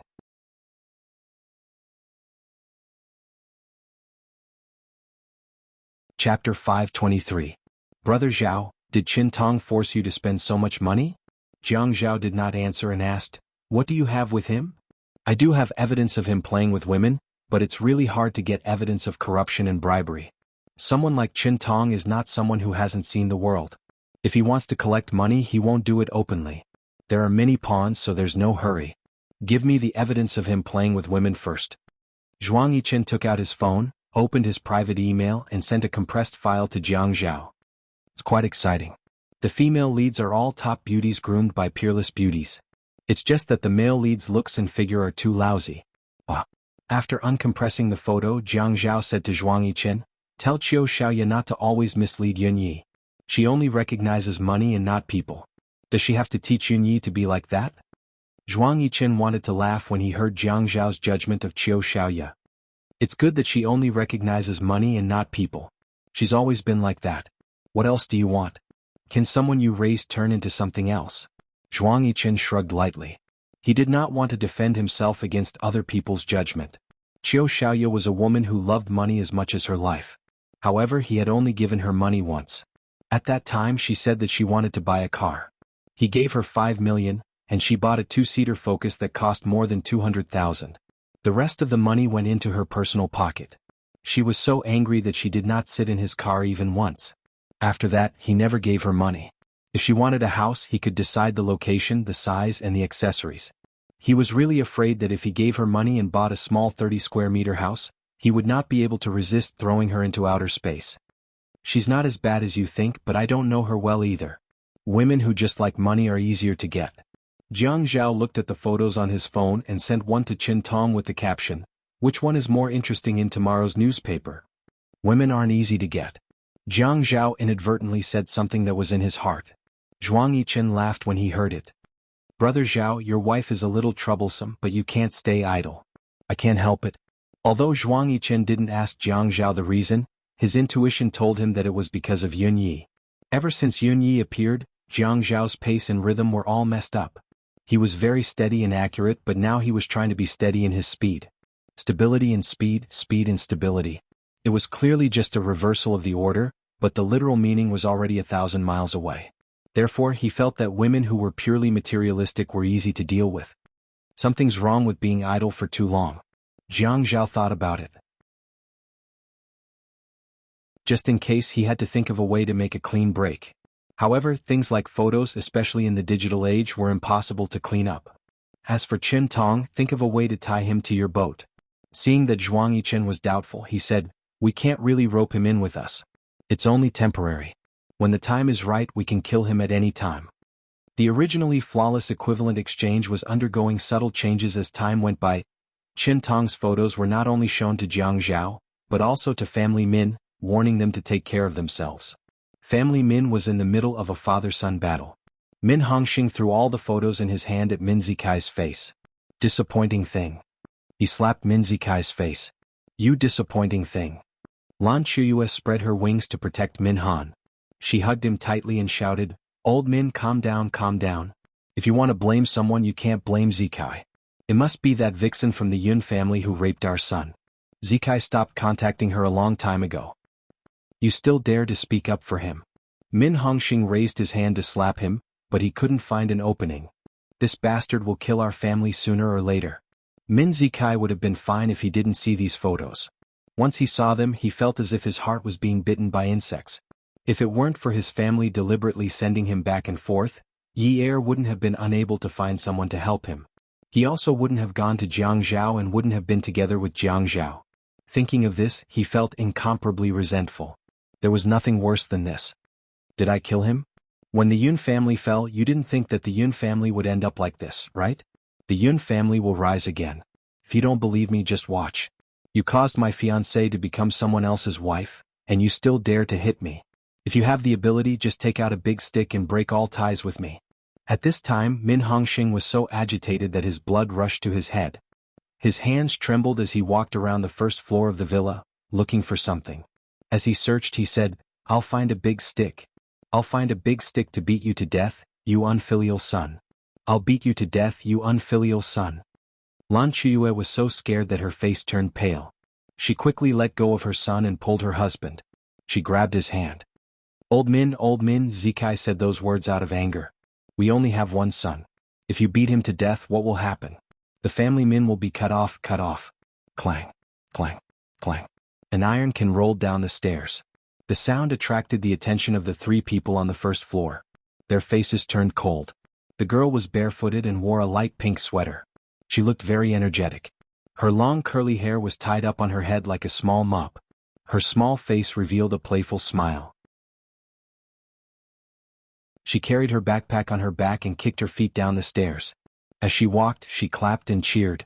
Wow, so touching. The hen protects the chick and the eagle is the father. This relationship is so messy. If the eagle eats the chick, the hen will cry to death. The chick is the child of the eagle and the hen. The eagle is so cruel, even eating his own flesh and blood. How can the eagle be so cruel? Lan Chuyue looked at the girl and trembled with anger. You shameless little bastard, who told you to come out? It's none of your business. Go back to your room. Why should I go back to my room? I want to come out and watch a good show. The family Min is cut off. Does the family property belong to me? The girl laughed louder and louder. When she turned to look at Min Hongxing, her eyes were like knives. Min Hongxing looked at the girl's eyes and asked softly, Qing Su, do you want to go out and play? Qing Su raised her head in an unfriendly manner and said, I want to go out and play. Get someone to send me out. Okay. But it's so late. Be careful. If you don't have enough money, you have to tell Dad. I'm not like some prodigal playthings. How can I spend so fast? Then I'll go first. Hit harder. Qing Su stuck out her tongue at Min Zikai. Min Zikai rolled his eyes at Qing Su. Little bastard. Qing Su felt a pain in her heart. She held the strap of her backpack and said with a relaxed face, Oh, I'm your father's little bastard. In my eyes, you're also a little bastard. Min Zikai really wanted to take a knife and kill this 17-year-old girl. Just when he was about to attack, Min Hongxing shouted, She's your sister. You should pay attention to what you say to her. Qing Su shook her head and smiled. She tiptoed out of the door. She never treated me as her brother. That's because you and your mother haven't been nice to her since she entered the family. Qing Su is a good child. Lan Chuyue was angry. Until now, she still doesn't want to take your surname. She's still surnamed Lu. You treat her as your child. She's just a white-eyed wolf. You're really happy to raise her. Shut up. Min Zikai didn't want to pay attention to this war. He felt that he was forced to get involved in the grievances of the previous generation. He picked up the photo on the floor and went upstairs. The man and woman in the photo were so compatible in his eyes. When he called Jiang Zhao had just sent Zhuang Yichen off. Min Zikai's finger gently stroked the photo. The two people's lips were tightly pressed together. That kind of taste he couldn't forget. If it wasn't for Jiang Zhao. Hearing the other side answer, Jiang Zhao, I have something in my hands that you'll be very interested in. Jiang Zhao scornfully said, I've never been interested in the things in your hands. Min Zikai sneered, is that so? Aren't you interested in my Yi heir? Since you're not interested, then give it back to me. Jiang Zhao was angry when he thought about what had happened today, but he didn't want anyone to feel his anger. However, he couldn't help but speak in a sarcastic manner.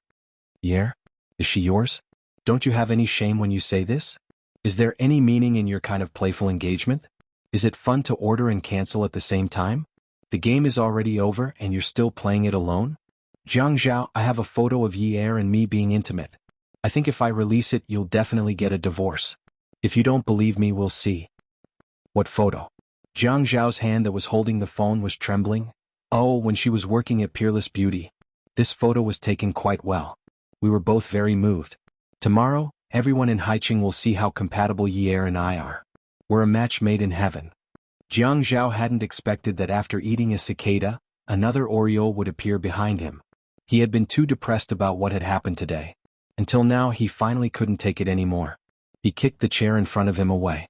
The veins on his hands were bulging and throbbing. Even his voice was trembling as he shouted, Min Zikai, if you dare to provoke me, I'll let you know that your family Min is nothing. Uf*Ker, get out of here. As Min Zikai listened to Jiang Zhao's roar, a sense of vengeance welled up in his heart. It was as if he had finally won a battle after losing for a long time. Jiang Zhao, you and Yi heir are not compatible at all. Min Zikai, you'll regret calling me today. After Jiang Zhao finished speaking calmly, he hung up the phone and slammed it on the table. Ever since he met this woman, he had frequently thrown his phone and smashed things. He couldn't control his emotions. Time and time again she embarrassed him. But even so, he still wanted to hold on to her. Yi heir kept pacing back and forth in the corridor. The soundproofing of the private hospital's rooms was quite good. Even though the environment was quiet, she still couldn't hear what was happening in the room. She only knew that there was a lion in the room, roaring from time to time and scolding people from time to time. At this moment she heard him smashing things. When she ran over, her strides were very big. She was very tall, so it didn't take her long to reach her destination. But when she held the doorknob, she was clearly inside, but she felt that the distance had increased. She twisted the doorknob open and saw that the man had kicked the chairs and trash can all over the floor. The buttons on his suit were already unbuttoned. When his eyes turned around, they were glaring at her. She stood at the door, panting. She didn't dare to breathe too loudly. Add Xingwu 799.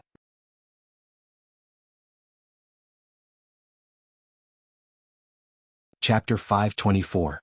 She was like a bird that bumped right into a hunter's gun. She wanted to go over and beg for mercy. Don't point the gun at me. I still want to fly, but she didn't dare. She was afraid that the hunter would shoot as soon as she walked over. At this time, the setting sun was hanging on the small building not far away from the window. It was a large patch of red, like an extra-large blood navel orange. A knife would definitely cause bright red juice to flow out. Her eyes were wide open. They blinked, and became brighter and brighter. The drop of blood outside the building was also reflected in her eyes. Ah Zhao. She called out softly, her breath trembling slightly. Jiang Zhao looked at the woman standing carefully at the door. No matter how well he treated her, how much he protected her and didn't let her be wronged, she was still very careful in front of him. It was fine if he didn't see her. Once he saw her, his anger and blood mixed together and he wanted to rush out. People were always so selfish. It wasn't that he didn't investigate when she lied to him about 300,000 yuan a night at Peerless Beauty. He didn't know what kind of mentality he had. In short, he did investigate. He thought that she would have a messy private life, but in the end she didn't. He felt that it was an unexpected gain. No matter how much trouble she made, no matter how much she schemed against him, he would think that she didn't scheme against anyone else. If she ran to scheme against someone else, he wouldn't have anything to do with her. Wasn't it good that way? But what did she and Min Zikai mean? Why don't you go and find Dad? Jiang Zhao asked coldly. He felt that he couldn't talk to her about Min Zikai. He couldn't ask her about the photos. Some things, once exposed, could not be covered up. He didn't know whether he was trying so hard to cover it up today because he was afraid that she wouldn't have a status in the family, or because he was afraid that after being questioned, she would fight back with her fearless personality. If she stuck her head out, she would be stabbed, and if she retracted her head, she would be stabbed. She might say, "Then let's get a divorce." Jiang Zhao, oh Jiang Zhao, is the word divorce really so scary? When I went out I couldn't find them, ah Zhao? Ye looked at Jiang Zhao. There was a thin throat in her neck. She swallowed her saliva and the tears that she forced back. Ah Zhao, what's the matter? Can't you tell me? It's nothing. Go and find a place to stroll around. Mom will send someone over later. Are you chasing me away? No. I want to be alone for a while. He was thinking, how dare he chase her away. Xianyo was still staying in this hospital, and Min Zikai was waiting outside. She was ruthless. Even though she was married to him, there were still peach blossoms everywhere, and they were all King custom made. Didn't they say that they would wilt after spring? She even had to raise a high-temperature furnace to get rid of them. He had never known that peach blossoms were divided into different levels, and the energy to get rid of them was actually so exhausting. Ye stood at the door and paused for a long time. She really didn't know what this man wanted to do. He was so good one moment and so bad the next. She didn't know what she did wrong again, or what her mother-in-law said. You have something against me, don't you? No. If you don't, then why are you giving me that look? When Ye shouted, she finally vented the pent-up anger in her heart. She felt sullen. No matter how much she wanted to be with him, he was always so unpredictable. He could control her mood however he wanted. She walked in and slammed the door with a bang. This kind of action was not allowed in the hospital. Firstly, it would affect the rest of the patients. Secondly, it would make one's character seem too low. Ye couldn't care less about those things. She just wanted an explanation. She just wanted to figure out what Jiang Zhao was trying to do. Did he feel so good when he was torturing her? Yunyi, I advise you to leave this room immediately. Jiang Zhao rubbed his temples and turned around. He restrained himself and persuaded himself not to quarrel. Quarreling wouldn't solve anything. He still had a lot of things to do. Jiang Zhao, you want me to get out of your sight forever, don't you? You want me to never appear in front of you again, don't you? Ye felt that she actually had self-esteem. It was just that she had been stepping on her self-esteem to please him. In the past, when she didn't have feelings for him, it didn't matter. She treated herself as an object, a pet. It was only right for her to please her master. But when she gave her feelings and longed for something in return, every time she stepped on her self-esteem to please him, she felt that her self-esteem was like her heart. It hurt every time she stepped on it. She actually hated the feeling of her heart being stepped on until it hurt. Now, she couldn't tell whether she was persevering for her father's sake or because she couldn't bear to. When she saw the man she liked disdaining her from time to time, she never knew that the word cheap could be so sharp and painful. In the past when she said it, so what if she was cheap? Cheap women didn't want to live? Cheap men could be found everywhere. Cheap people were also human. They could still be promoted. She didn't think that it was a big deal for rich girls to use hallucinogens and take erotic photos to threaten people. Wasn't it just cheap? It was fine as long as she achieved her goal. The process didn't matter. The result was the most important. She didn't think it was a big deal for her to climb into his bed for her brother. It was just cheap. The discomfort in her heart would pass quickly. It wasn't a big deal. But God was always fair. Humans always had to have the right values. In order to punish her, he let her slowly fall into his trap and suffer the consequences. Only now did she know that the real cheap thing was not selling one's body. It was selling one's heart, but the other party didn't want it. Jiang Zhao, what do you plan to do? Do you want me to never appear in front of you again and make you hate me? Ye had just finished repeating her words when the man lifted her by the waist and threw her onto the bed. Her legs were still hanging on the ground. Her waist was bent backward and she felt very uncomfortable. The words that he did not want her to say, she still said it like this. When she said it, he wanted to strangle her to death. He pressed her down on the bed and said, Yunyi, tell me, what do you want to do? What do you want? Tell me, what do you want? Jiang Zhao sobbed. Ye hugged Jiang Zhao, who was pressing on top of her. She pressed her face against his chest and sobbed softly. Jiang Zhao, I want a family. A warm family. Someone will treat me well. Someone will take care of my father and my brother. I want a family to live happily together. Jiang Zhao, I want a family. Sob, sob, sob. Just a second ago, the man had wanted to tear the woman apart, but he suddenly loosened his grip on the woman's neck. He felt that his hand must be ice cold because when he touched the tears on her face was boiling hot, as if it had been heated by a charcoal fire. Even her tears had been heated up. Yin. Jiang Zhao buried his face in the hollow of Yi Er's neck. Yin. He shouted again. You said that we would live happily after we got married. Do you remember? I remember. I said that we would live happily together. Yi Er hurriedly nodded. It was as if she wanted to grab the man and make him promise her. Jiang Zhao's face was still buried in the hollow of Yi Er's neck. He didn't move, but his hand rubbed Yi Er's face hard. It was as if he was helping her wipe her tears, but also as if he was trying to find support for himself. He was seeking some kind of comfort.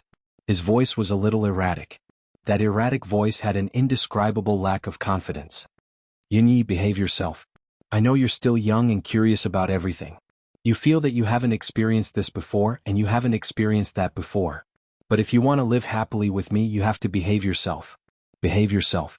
Do you understand? I know. I'll definitely listen to you. Hubby, I'll listen to you. I definitely won't do anything that you don't want me to do. I definitely won't. The man lay on the woman's body. He suddenly felt that he had no energy at all. It was as if he had been drained. He was very tired. It had only been a few months. These few months were the most torturous months for him. No matter what he did, he had to consider this woman's feelings. Would she be sad? Would she be unhappy? Would she feel depressed because of certain things? He had never felt that he had done anything wrong. Even when he was forced to get married in the first place, it was fine to get married. Even when his mother reprimanded him today, he felt that he had done nothing wrong. What had he done wrong? He had only scooped up a person. Was it worth suppressing the anger of the entire family? The person he scooped up wasn't just anyone. It was his wife's father. The person he scooped up was related to how much of a smile his wife had on her face. It was also related to whether his wife's smile was genuine. He just wanted to make his wife's life more comfortable. If his wife was happy, he would also be happy. He felt that this was right. It wasn't worth it for the entire family to be so calculative and give them a hard time from time to time. There were so many officials who worked for their families. They were everywhere. Which official dared to jump out and say that they were innocent and that they hadn't tainted a single cent of money? There were definitely some, but he didn't believe that those who had reached his position wouldn't do so. He had worked hard for the Qin family and the Zhuo family all these years. He had worked hard to earn money all these years and always said that he was the one who had suffered losses. But it was his duty to help them. He scooped up a person for his wife. Why should he be blamed? After today's incident, for the first time, he felt that the path of politics was really tiring. He had never felt this way before. It felt good to be in a high position. Now he felt that he should be like his brother. He should retire from the army and go straight into business. Squeezing into this path was just looking for trouble for himself. His private life was being watched all day long. It was always the people doing this and that. The people were so King amazing. He didn't believe that those people didn't have ex-boyfriends and hadn't kissed their ex-boyfriends. If the people kissed their ex-boyfriends, should they King get a divorce? Otherwise, should their character be questioned? The people were all reincarnated from the King Buddha. They had a pure heart and few desires. They were as kind as distilled water. He deserved to be kinder than the people. His wife should be even more distilled than distilled water to be worthy of the people. The more he thought about it, the more tired he felt. After Yi Er finished speaking, the man didn't reply for a long time.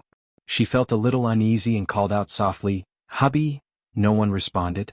She pushed Jiang Zhao, but the man didn't move at all. She called out again, "Hubby?" Until she heard the man's even breathing. Fell asleep? God, she had never seen anyone fall asleep from quarreling. It was too tiring to have her waist pressed down like this. But the man was heavy and seemed to be exhausted. If it were any other time, she would have kicked him a few times to make him get off. But today she couldn't be so cruel.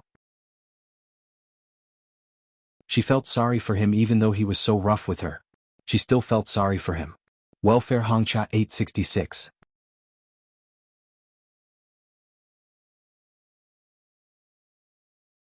Chapter 525. When she looked up at the ceiling, she reached out to hold the man's head. In the palm of her hand was his thick hair.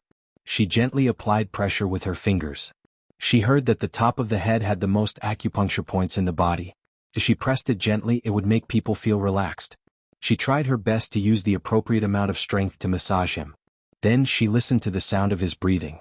It was as if it was late at night and he was right next to her pillow. Every time that happened, she would feel that her days were especially peaceful. Yer sniffled. The ceiling light in front of her had a double image. She blinked and squeezed the tears out of her eyes. The light above became clear again. When she murmured, her voice choked up like a broken teardrop. Jiang Zhao, you asked me what I want. Actually, what I want the most is you. What I want the most is you. She heard him ask her what she wanted. What did she want? Actually, she wanted a family. Not only did she have a father and a brother, but she couldn't do without him. Without him, it wouldn't be like it was now. What kind of family would it be? What kind of family would it be if there wasn't even a pillar of support? She felt that the pillar of support had changed from her father to her husband on the day of her wedding. She thought about how she drugged him and took photos of him. About her brother's matter, she even went to his door to discuss the terms of exchange. She felt that life was like a dream. When she woke up, everything had changed. It was completely different from what she had imagined in her dream. Everything in her dream was no longer there. Everything had disappeared along with the noisy alarm clock in the morning. Ye sighed. Her hand that was massaging the man's scalp was a little numb. She moved it away and opened and closed it a few times. When the discomfort was gone, she began to massage gently again. He must be enjoying it. She had never served him like this before. He slept so soundly like this. Ye couldn't help but chuckle. She felt gratified but also a little self-deprecating. If only we didn't meet like this. If only I didn't sell myself in front of you so shamelessly, you wouldn't look down on me.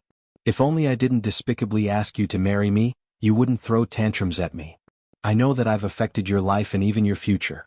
From the time the Qin family objected, I knew that I wasn't good enough for you. Not only was I despicable, I was selfish. I really didn't think so much back then. I was too selfish. I only thought about myself. I wanted to find someone to rely on, but I didn't expect to become your burden. Her nose was a little congested, and her nasal sound was very heavy. She closed her mouth and forced her breath through her nostrils. She felt better again.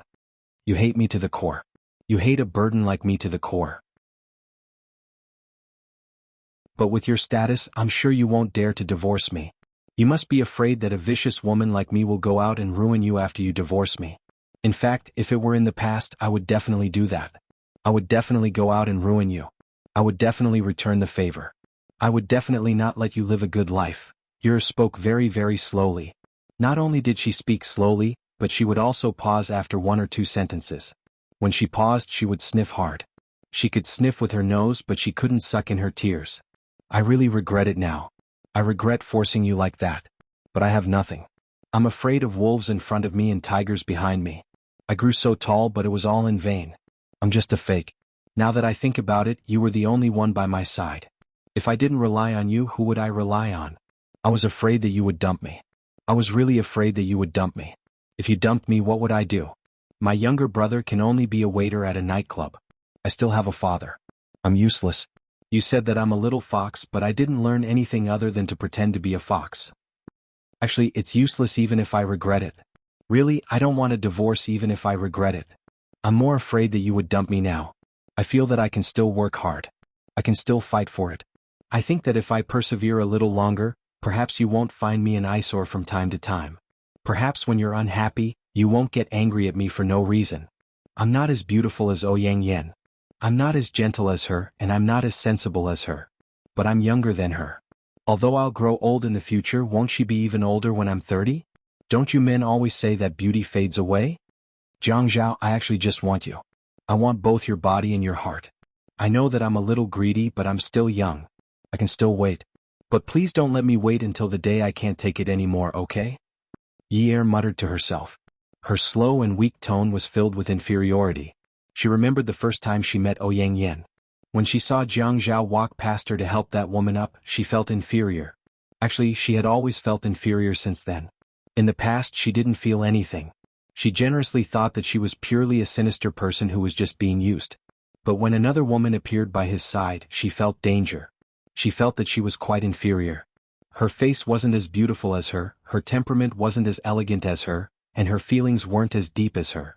It turned out that when one was compared to another person in one's heart and felt inferior, it would make one feel inferior.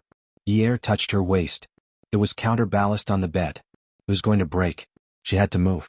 Otherwise she would become a cripple. She would be even worse than Ouyang Yen. Moreover, it wasn't comfortable for him to sleep on his stomach like this. She hugged the man's waist and turned over with him in her arms. Halfway through, the man opened his eyes as if he was startled. This gaze made Yer feel guilty. If she had known earlier, she would have let him continue to sleep. Phew, Jiang Zhao exhaled. He sat up and rubbed his face. He turned his head and looked at Yer lying down again. What's wrong? Yer frowned. She reached over and rubbed her waist. Just now you fell asleep on top of me. Now my waist is so numb. I can't get up. Jiang Zhao quickly stood up and bent down. He reached into Yer's back and rubbed it. Why didn't you wake me up? How heavy was I when I fell asleep? Are you stupid? The man's tone was full of reproach. His words were heavy and the woman's eyes reddened. He knew that he had scared her to tears. This time she was just anxious. He was actually blaming himself when he reprimanded her. However, this made her eyes redden again. Okay. I won't say any more. I won't say any more. Good girl, I won't say any more. Don't move. I'll help you rub it. You can only move when you feel better. I don't know if it will hurt your bones. I have to get a doctor to feel it. Jiang Zhao muttered to himself. Yer twisted her waist. It's okay. I don't feel anything anymore. Jiang Zhao helped Yer sit up. He straightened his shirt and picked up a chair from the ground. He placed it in front of Yer and sat down. Yunyi, a pure woman. Yes. From now on you have to be obedient like Gigai. Don't cause trouble. Don't do anything that makes me angry. Be a good Mrs. Jiang. Do you understand? Yer had always known that Jiang Zhao liked obedient girls. He liked obedient girls. He liked girls who were sensible like Ouyang Yin. Even Ouyang Yin himself said that Zheng Tingting was acting. She was acting as Ouyang Yin. I know. Jiang Zhao reached out and stroked Yer's head. He nodded. This was all he could say. He just wanted her to be obedient. He would take things one step at a time and solve them slowly. However, he couldn't bring himself to get a divorce just because of those photos. In the past, he had thought that Big Brother was a weirdo. No man would be able to stand sister-in-law's incident. How could Big Brother be so resolute? Now he knew that it was just that he hadn't encountered it before. What happened to him wasn't a big deal. It was just that he was more unfortunate than Big Brother. His path was different, so he couldn't deal with it that way. It turned out that all the men in the Jiang family were like this. He just wanted this family to be perfect. No matter what he did, he wouldn't go overboard. Min Zikai had delivered himself to him. He didn't want to be so ruthless. Jiang Zhao got up and opened the mini fridge. He took out a bottle of mineral water and took it out. He sat back down on the chair and took out a piece of tissue to dry the water on the bottle. He then placed it on Yer's eyes. Close your eyes and apply this. If Dad sees it later, he will say that I bullied you. You can't say bad things about me in front of Dad. I care a lot about my reputation. Yer's back was bent. She supported her face with her hands in front of Jiang Zhao. She let him apply the compress on her eyes. At this moment she laughed. I will protect my husband's image no matter where I go. Don't worry. My husband is a good husband. He treats me very well and has never bullied me. You only know how to flatter. Yer pouted. Everything I say is the truth. I never flatter. Jiang Zhao looked at Fin's tender little mouth in front of him and couldn't help but reach over and give it a kiss. Very poor. Yer was flattered by Jiang Zhao's sudden kiss. It was true that this man was unpredictable. She wanted to take this opportunity to be intimate with him. It could also be considered as a form of communication. So, she snatched the bottle of mineral water from his hand and held it in her hand. Hubby, it's not enough. Yer shamelessly acted coquettishly. What's not enough? One kiss is not enough. I want to kiss you many times. She pouted and went straight for Jiang Zhao's lips. Jiang Zhao laughed and stepped back. No kissing, no kissing. Go away, you dirty and wild girl. Yer jumped off the bed and straddled Jiang Zhao's legs. She hooked her arms around his neck. Who said that? I'm very clean. I bathe every day. I'm very obedient and gentle. I can cook and massage hubby. How can I be dirty and wild? You slandered me. Give me a kiss. Give me a kiss. Hubby, kiss me. Kiss me. No kissing, no kissing. I never kiss casually. You don't kiss casually. How can we be considered casual? We have a marriage certificate. It's legal for us to kiss. Our marriage certificate is stamped with a steel seal, right? Is that so? Yes. Come on, come on. Give me a kiss. No. Come on, come on. The man said as he kissed her. Yunyi, you actually forced me. You're the one who's forcing me, MMM? The man's tongue began to suck deeply. His hands also began to move restlessly. Yunyi, Emma. Yer's breathing became a little hurried. The phone was suddenly noisy. Jiang Zhao really wanted to know how a phone that had fallen to the ground could be so good. Was it made of transformative steel? Before picking up the phone, he pulled down Yi Er's collar and bit on the soft white skin. Let's go home tonight. The hospital bed is too small. I don't like it. Jiang Zhao knew that Yi Er was probably worried about his injury. You'll be fine after you come back tomorrow to take the x-ray. Okay. Beauty novel Xinwu 799.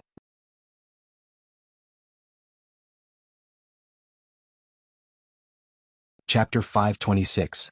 The call was from Qin Zhen. She was already outside the hospital and had booked a restaurant. She was coming to pick him up. Jiang Zhao's absence made Qin Zhen a little angry. After all, he was an important person. However, Jiang Zhao felt that he couldn't split himself up. No matter how many people were unhappy today, he didn't have time to attend this small family dinner. He was only absent to make the family dinner more harmonious in the future. He had to deal with that pile of mess. He couldn't allow a brat to ride on his head like that. If it was an ordinary matter, he would take it slow. At most, he could deal with it in a few days. However, this was not an ordinary matter. After the whole family left, Jiang Zhao took out the phone that hadn't been smashed. Holding the phone in his hand, he sorted out the clues one by one. He had to draw a strategic map for himself. Jiang Zhao knew that it was impossible to keep it a secret from his family. However, he couldn't reveal anything to his elders. In fact, his father was the most effective. His father had always had a fiery temper. However, his only weakness was that he was much more polite to the Qin and Zhuo family than to the Jiang family. He would grant almost all of their requests. After watching for so many years, he could see some things. Therefore, a man's marriage couldn't be casually divorced. After suffering for so many years, his mother was still arrogant. The two of them kept fighting like this and didn't feel tired. The first call was to Qin Fian. Jiang Zhao paused. Even if he had thought it through, his logic was a little messy. Brother, what's the matter? Qin Fian asked in a low voice. It was less teasing than usual. And are you ready to eat? I have something to tell you. Let's talk face to face. Qin Fian was preparing to get off work early. Looking at the schedule on the tablet, his beautiful phoenix eyes slightly narrowed. His knuckles were long and white as he rested them on the tip of his nose.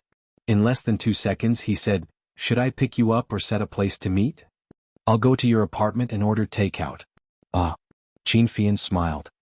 Brother, you're not going to talk to me about big secrets like smuggling military firearms or drug deals, right? Why don't you say that I want to introduce a boyfriend to you? Qin Fian said, Sigh. You know that I'm very single-minded when it comes to relationships. I haven't thought about changing boyfriends. Then it's settled. You can call and order the takeout. It's at your place. You're treating. Brother, can I go to your house and order takeout? No matter what, you're still the big brother. Jiang Zhao said as if he didn't want to be taken advantage of. I have a family, so it's not convenient for me to go to my house. Since you're married, I'll treat you to takeout. Okay, 2 vegetarian dishes and 1 meat dish for 10 RMB, Qin Fian said as he put away the pen and notebook on the table. See you later.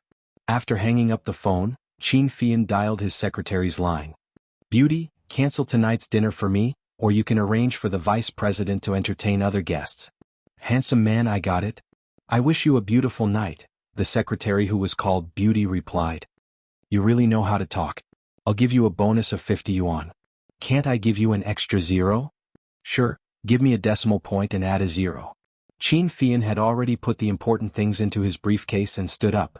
Handsome man, if you weren't so stingy, you'd be even more beautiful and have better luck with women. Qin Fian smiled.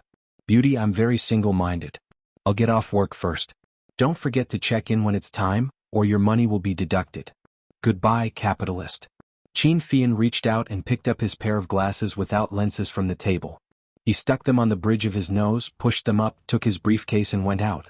Qin Fian's office area was filled with countless beauties. They all got along well with each other. There was no such thing as a secret crush on the boss and framing each other. Occasionally there would be 1 or 2 complaints. If only the president wasn't gay. He's so beautiful. What a pity. If he wasn't gay, would you still be in the mood to go to work? You'd be looking at the president's office every day and drooling, right? Yeah, now that I think about it, he's always sleeping with a man at night. I really can't imagine drooling. Anyway, it's such a pity. Qin Fian sat in the back of the car. He pushed his glasses up and looked at the bid in his hand. He said to the person in the front passenger seat, Who leaked the news that we're going to take the land in 326? Also, the second subway line is going to pass through there. Who spread the rumor? The person in the front passenger seat was the vice president of the planning department, Lu Yong. Lu Yong also had a puzzled look on his face. This matter needs to be investigated thoroughly. Boss, I suspect, Qin Fian said coldly, anyone with a discerning eye can see the internal strife in your planning department. But if the vice president's annual salary is 1 million, even if the president of the planning department is killed and the company suffers losses, the president will only get 300,000 a year. What's the point? Lu Yong turned his head and immediately tried to clear his name. Boss, this matter has nothing to do with me. I'll definitely investigate it thoroughly. Qin Fian took off his glasses and held it in his hand. His refined appearance was gone, and only a sharp and dangerous gaze was left. He looked directly into Qin Fian's eyes. His voice was not too fast, but it was cold and indifferent. Don't find out who leaked the news. I've seen enough of these petty tricks. I don't care who leaked the news. 326 must be bought at the original price, and the price can't be more than 4%. Otherwise, whether it's the president or the vice president of the planning department, they'll have to pack up and leave. Lu Yong's back was covered in sweat. Boss, I understand. Okay. Qin Fian put his glasses back on as if he hadn't said anything. The driver stopped the car at Haiwei restaurant and Lu Yong got out. The car started again, and the direction was Qin Fian's apartment, Yuan. Just as they arrived at the garage, Jiang Zhao's car also arrived at Qin Fian's garage. Qin Fian saw Jiang Zhao get out of the car and then looked at the wound on his face. He was a little annoyed and his brows wrinkled a little. He walked over and didn't ask about the injury. Brother, I've already called for takeout. It should be delivered in about 20 minutes. Let's go. Qin Fian's apartment couldn't be compared to Jiang Zhao's new house. It was similar to an apartment in the north of the city, with 3 bedrooms and 2 living rooms. The modern design made use of a variety of fashionable decorations and bright colors. The balcony was spacious and it was directly integrated into the living room. There was a treadmill, sandbags, mechanical dumbbells and many other fitness equipment.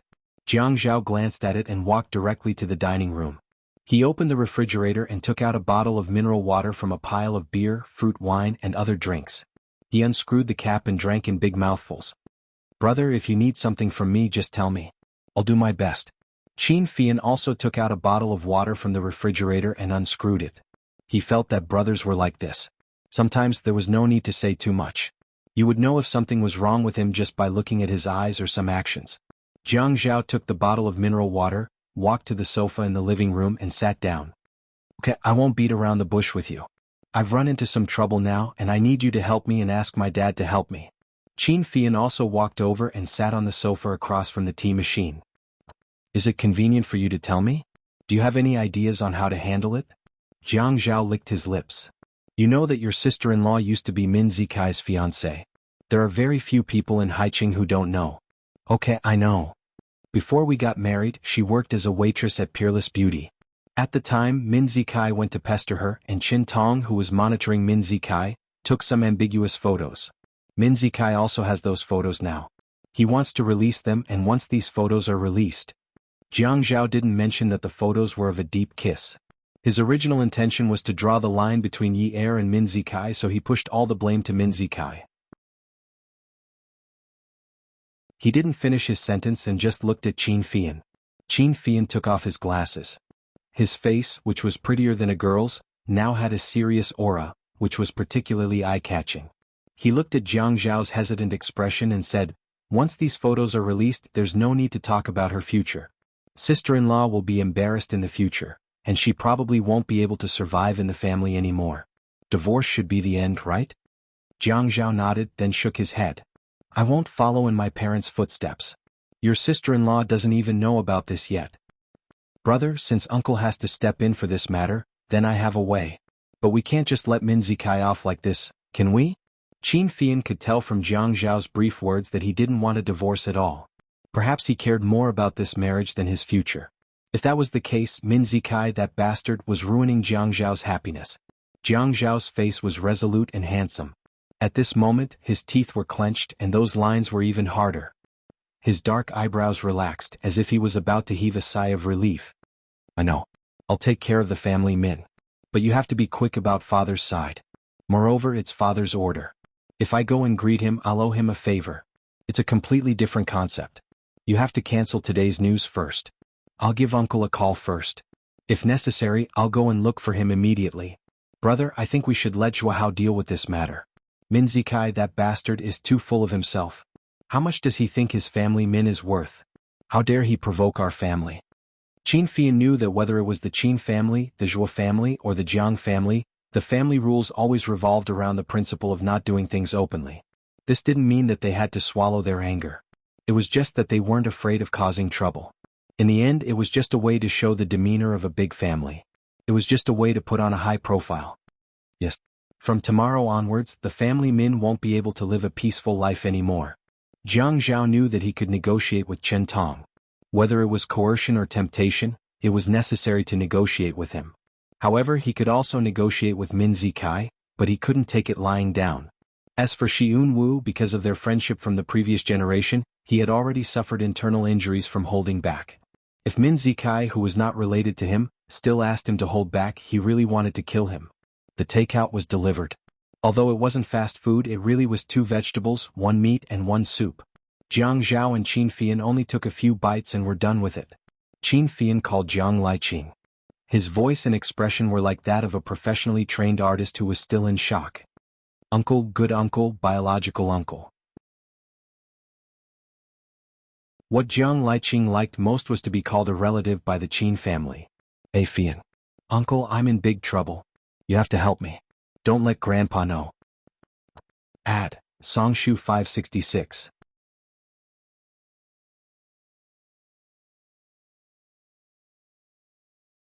Chapter 527. Now, the photos of me and my boyfriend have been sent to the news agency. Actually, it would be fine if we were just shopping or something, but it just had to be very intimate.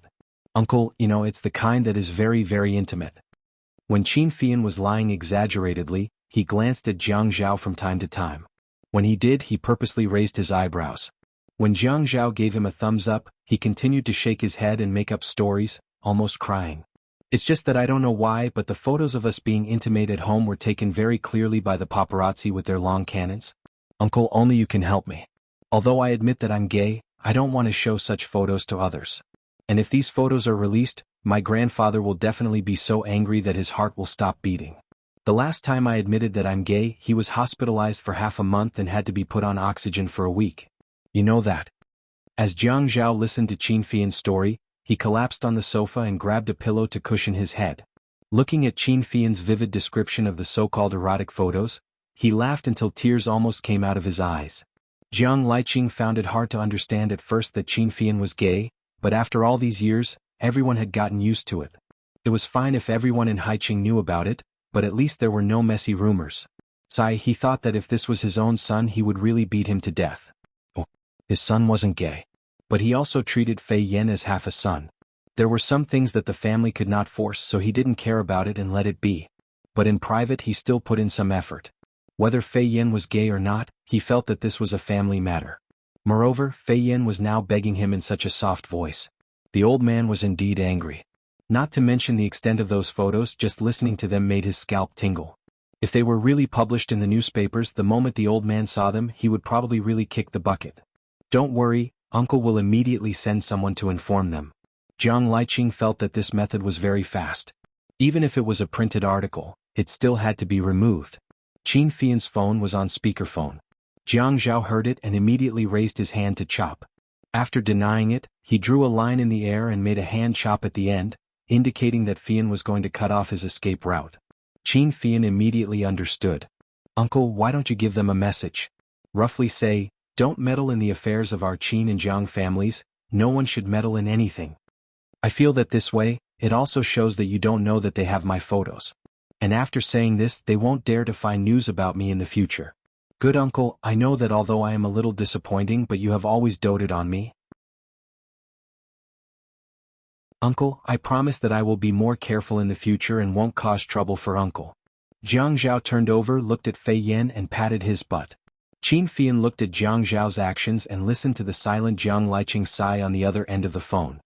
He continued, Uncle, I also know that you are a commander and it is a waste of talent for you to care about such a small matter like me. And I also know that Uncle has great military achievements and must hate to get involved in such a dirty matter like me. Uncle, actually I also don't want to trouble you, but who asked you to be the only one in such a big family who can suppress this matter? Who asked everyone in Haiqing to give you face? If I look for Zhua Hao, not to mention his military rank, his prestige is not even on the same level as yours. If I look for Uncle Zhua, his mouth definitely won't be as virtuous as Big Uncle's. Once he finds out, he will definitely complain to Grandpa. I really don't trust him. Uncle, if you don't help me, I will definitely be dead. My boyfriend is making a fuss about suicide. Big Uncle, biological uncle, please be merciful and save his life. Jiang Liqing felt very guilty when he heard this. What did he mean by saying that he found Fei Yan dirty? This child felt that way?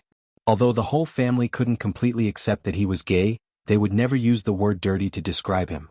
How could he think of him like that? In his heart, he felt that this child was very fragile. Fian, don't worry about this matter. Uncle won't tell Grandpa. Don't think too much. I will go and greet him right away. Don't think too much. Uncle has never looked down on you. Jiang Zhao and Qin Fian could be considered to have worked together to scheme against Jiang Liqing. After hanging up, they high-fived to celebrate. Jiang Liqing had only hung up on Fei Yan for 2 minutes when he personally used the military base's landline to make a call. After the call went through, Jiang Liqing straightened his back. His voice and posture were also high and mighty. After exchanging a few pleasantries, he started the main topic. Old Zhou, I didn't offend you, right? Old Zhou was puzzled and nervous. What are you saying, Chief? If you ask me, we can be considered acquaintances. You are in charge of cultural news and publicity. You clearly know that there are some things that are disadvantageous to our family. Can't you suppress them on account of our old acquaintance? Isn't the advertising fees in the newspapers better than a glass of wine from an old friend? Chief, what you are saying is really... Old Zhou was already sweating a little. He hurriedly waved to his assistant, Little Li, who had just entered the office. He took a pen and wrote on a piece of paper. What news about the Jiang and Qin families? Really what? Can't you be more open-minded about young people's matters? Can't you give us a way out? Why do you have to be so ruthless? Jiang Liqing said slowly. His tone sounded like he was begging, but in reality, it was a blatant threat. West of the city. Little Li saw that Old Zhou's expression was not right and hurriedly went out to take a copy of the provincial newspaper into the office. Old Zhou looked at the headline and gimmick of the newspaper. The sweat on his head became secondary. The sweat on his body had already soaked Wei Qiu's thin sweater. When Jiang Liqing heard that Old Zhou did not say anything, his voice became colder. Old Zhou, I have already made things very clear today. I won't go into detail. Just send out a notice similar to a document. It's best that all the big and small newspapers don't get involved in our family's matters. Although I will retire in a few years, even if I retire now in High City or even in the Central. Jiang Liqing's words stopped here. The copy in Old Zhou's hand had already been squeezed into a ball. He hurriedly said, Chief, I didn't ask about this matter. I have neglected my duty. But from now on, this kind of thing will not happen again. Don't worry, all the big and small newspapers in High City will not have any news tomorrow. Then I'm hanging up. Old Zhou, I'll treat you to a drink in a few days. I'll treat. How can Chief treat me? Jiang Liqing smiled. How can that be? Are you looking down on me? Old Zhou's anger was rising and falling. He was about to have a heart attack. Chief, you're exaggerating. After a round of formalities, Old Zhou heard that Jiang Liqing had hung up. He immediately threw the phone in his hand and smashed the copy on the ground. Go. Connect me to the chief editors of these newspapers. When the call was connected, he started scolding. Do you guys dare to publish any kind of news? How much did you guys receive? Are you planning to quit the media industry? Let me tell you, even if you jump ship, no one will want you. If you start your own company, you won't be able to survive in High City. Do you dare to offend anyone? Do you dare to offend people from the military? Do you dare to offend people from the Red Door? Do you know what the princelings are? Do you know what the princelings are? Is your brain filled with tofu dregs? Has your brain been shaken clean by a donkey? Money? Losses? Destroy all the losses. Old Zhou's voice was deafening, and no one dared to go in to persuade him. Jiang Zhao walked to the bathroom mirror and looked at himself. Qin Fian leaned against the door frame and laughed. Are you going out for a date? No. I'm going to the office. Jiang Zhao frowned as he looked at the bruise on the corner of his mouth. He really didn't want to go out with this disfigured face. Although it wasn't a big bruise, Anyone with a discerning eye could tell that he was injured. When Qin Fian heard what Jiang Zhao said, he knew that Jiang Zhao was going to his own company. Working for a deputy mayor in the middle of the night was really tiring. Working for a deputy mayor was really tiring. Oh, so late at night. Are you going to launder money again? Yes. I am washing pens. Brother, can you share some with me? Qin Fian walked into the bathroom and sat on the sink. Change route number 2. Reselect the route. Jiang Zhao flipped through Qin Fian's products on the sink and found a facial cleanser. He opened the lid and squeezed a bottle of facial cleanser into his palm. He turned on the water and started to make bubbles. Brother, are you serious? Qin Fian suddenly wanted to laugh out loud. Jiang Zhao only wanted to wash his face. He wanted to feel refreshed. After washing his face, he took a few pieces of clean tissue to wipe the water off his face. He took out a bottle of water, opened the lid and poured some water into his palm. He rubbed the water with his palms and patted the water on his face. He looked at Qin Fian in the mirror and said, "The previous route was rejected. The Geological Research Institute had sent a report over. There is a lot of underground water there and the ground is too soft. It is impossible to build a subway there. If there is a cave-in or a collapse, there will be a big accident. We will have a meeting next Monday. However, there is no need to vote on this matter. No one dares to agree and sign the papers. Who is willing to take such a big responsibility? Don't go and get the land in 326. If there is no subway there, it is worthless." Qin Fian thought for a while and said, "But there is a mole in my company." He spread the news to other companies that there will be a subway passing through 326. Jiang Zhao laughed. "Ah, which company? Zhuang Yifeng's company? How do you know? Just let him go and get it. Raise the price and let him buy the land in 326 at a high price. It was Yichen's idea, right?" Jiang Zhao looked at himself in the mirror and reached out to press the bruise at the corner of his mouth. He pressed it and wanted to rub it away. He said lightly, "My idea was tea." Qin Fian sighed and came down from the stage. He stood beside Jiang Zhao and said with a melancholy expression, "Brother, your relationship with Yichen is better than with me, but we are biological brothers." Jiang Zhao turned his face and sighed softly as well. He thought about how to tell his brother this. This question really stumped him. After a while, he reached out and patted Qin Fian on the shoulder. "Fian, it is because you and I are biological brothers that there are many things that I would rather ask others to do than ask you to do it. I can make use of others, but I can't make use of you. Yichen and I have been friends for so many years. We can be considered brothers. But between him and me, whether he makes use of me or I make use of him, we both have a clear conscience. But Fian, if you want me to make use of you with a clear conscience, to make use of anyone who is related to me by blood, I can't do it." Welfare Xinwu 799, that you're tuning in to the Han Li's Wuxia Chronicles YouTube channel.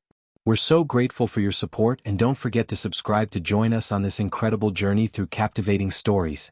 Your generosity through donations truly makes a world of difference, as it's the primary source of revenue that allows me to expand and enhance this channel for you. Thank you from the bottom of my heart for being a part of this adventure.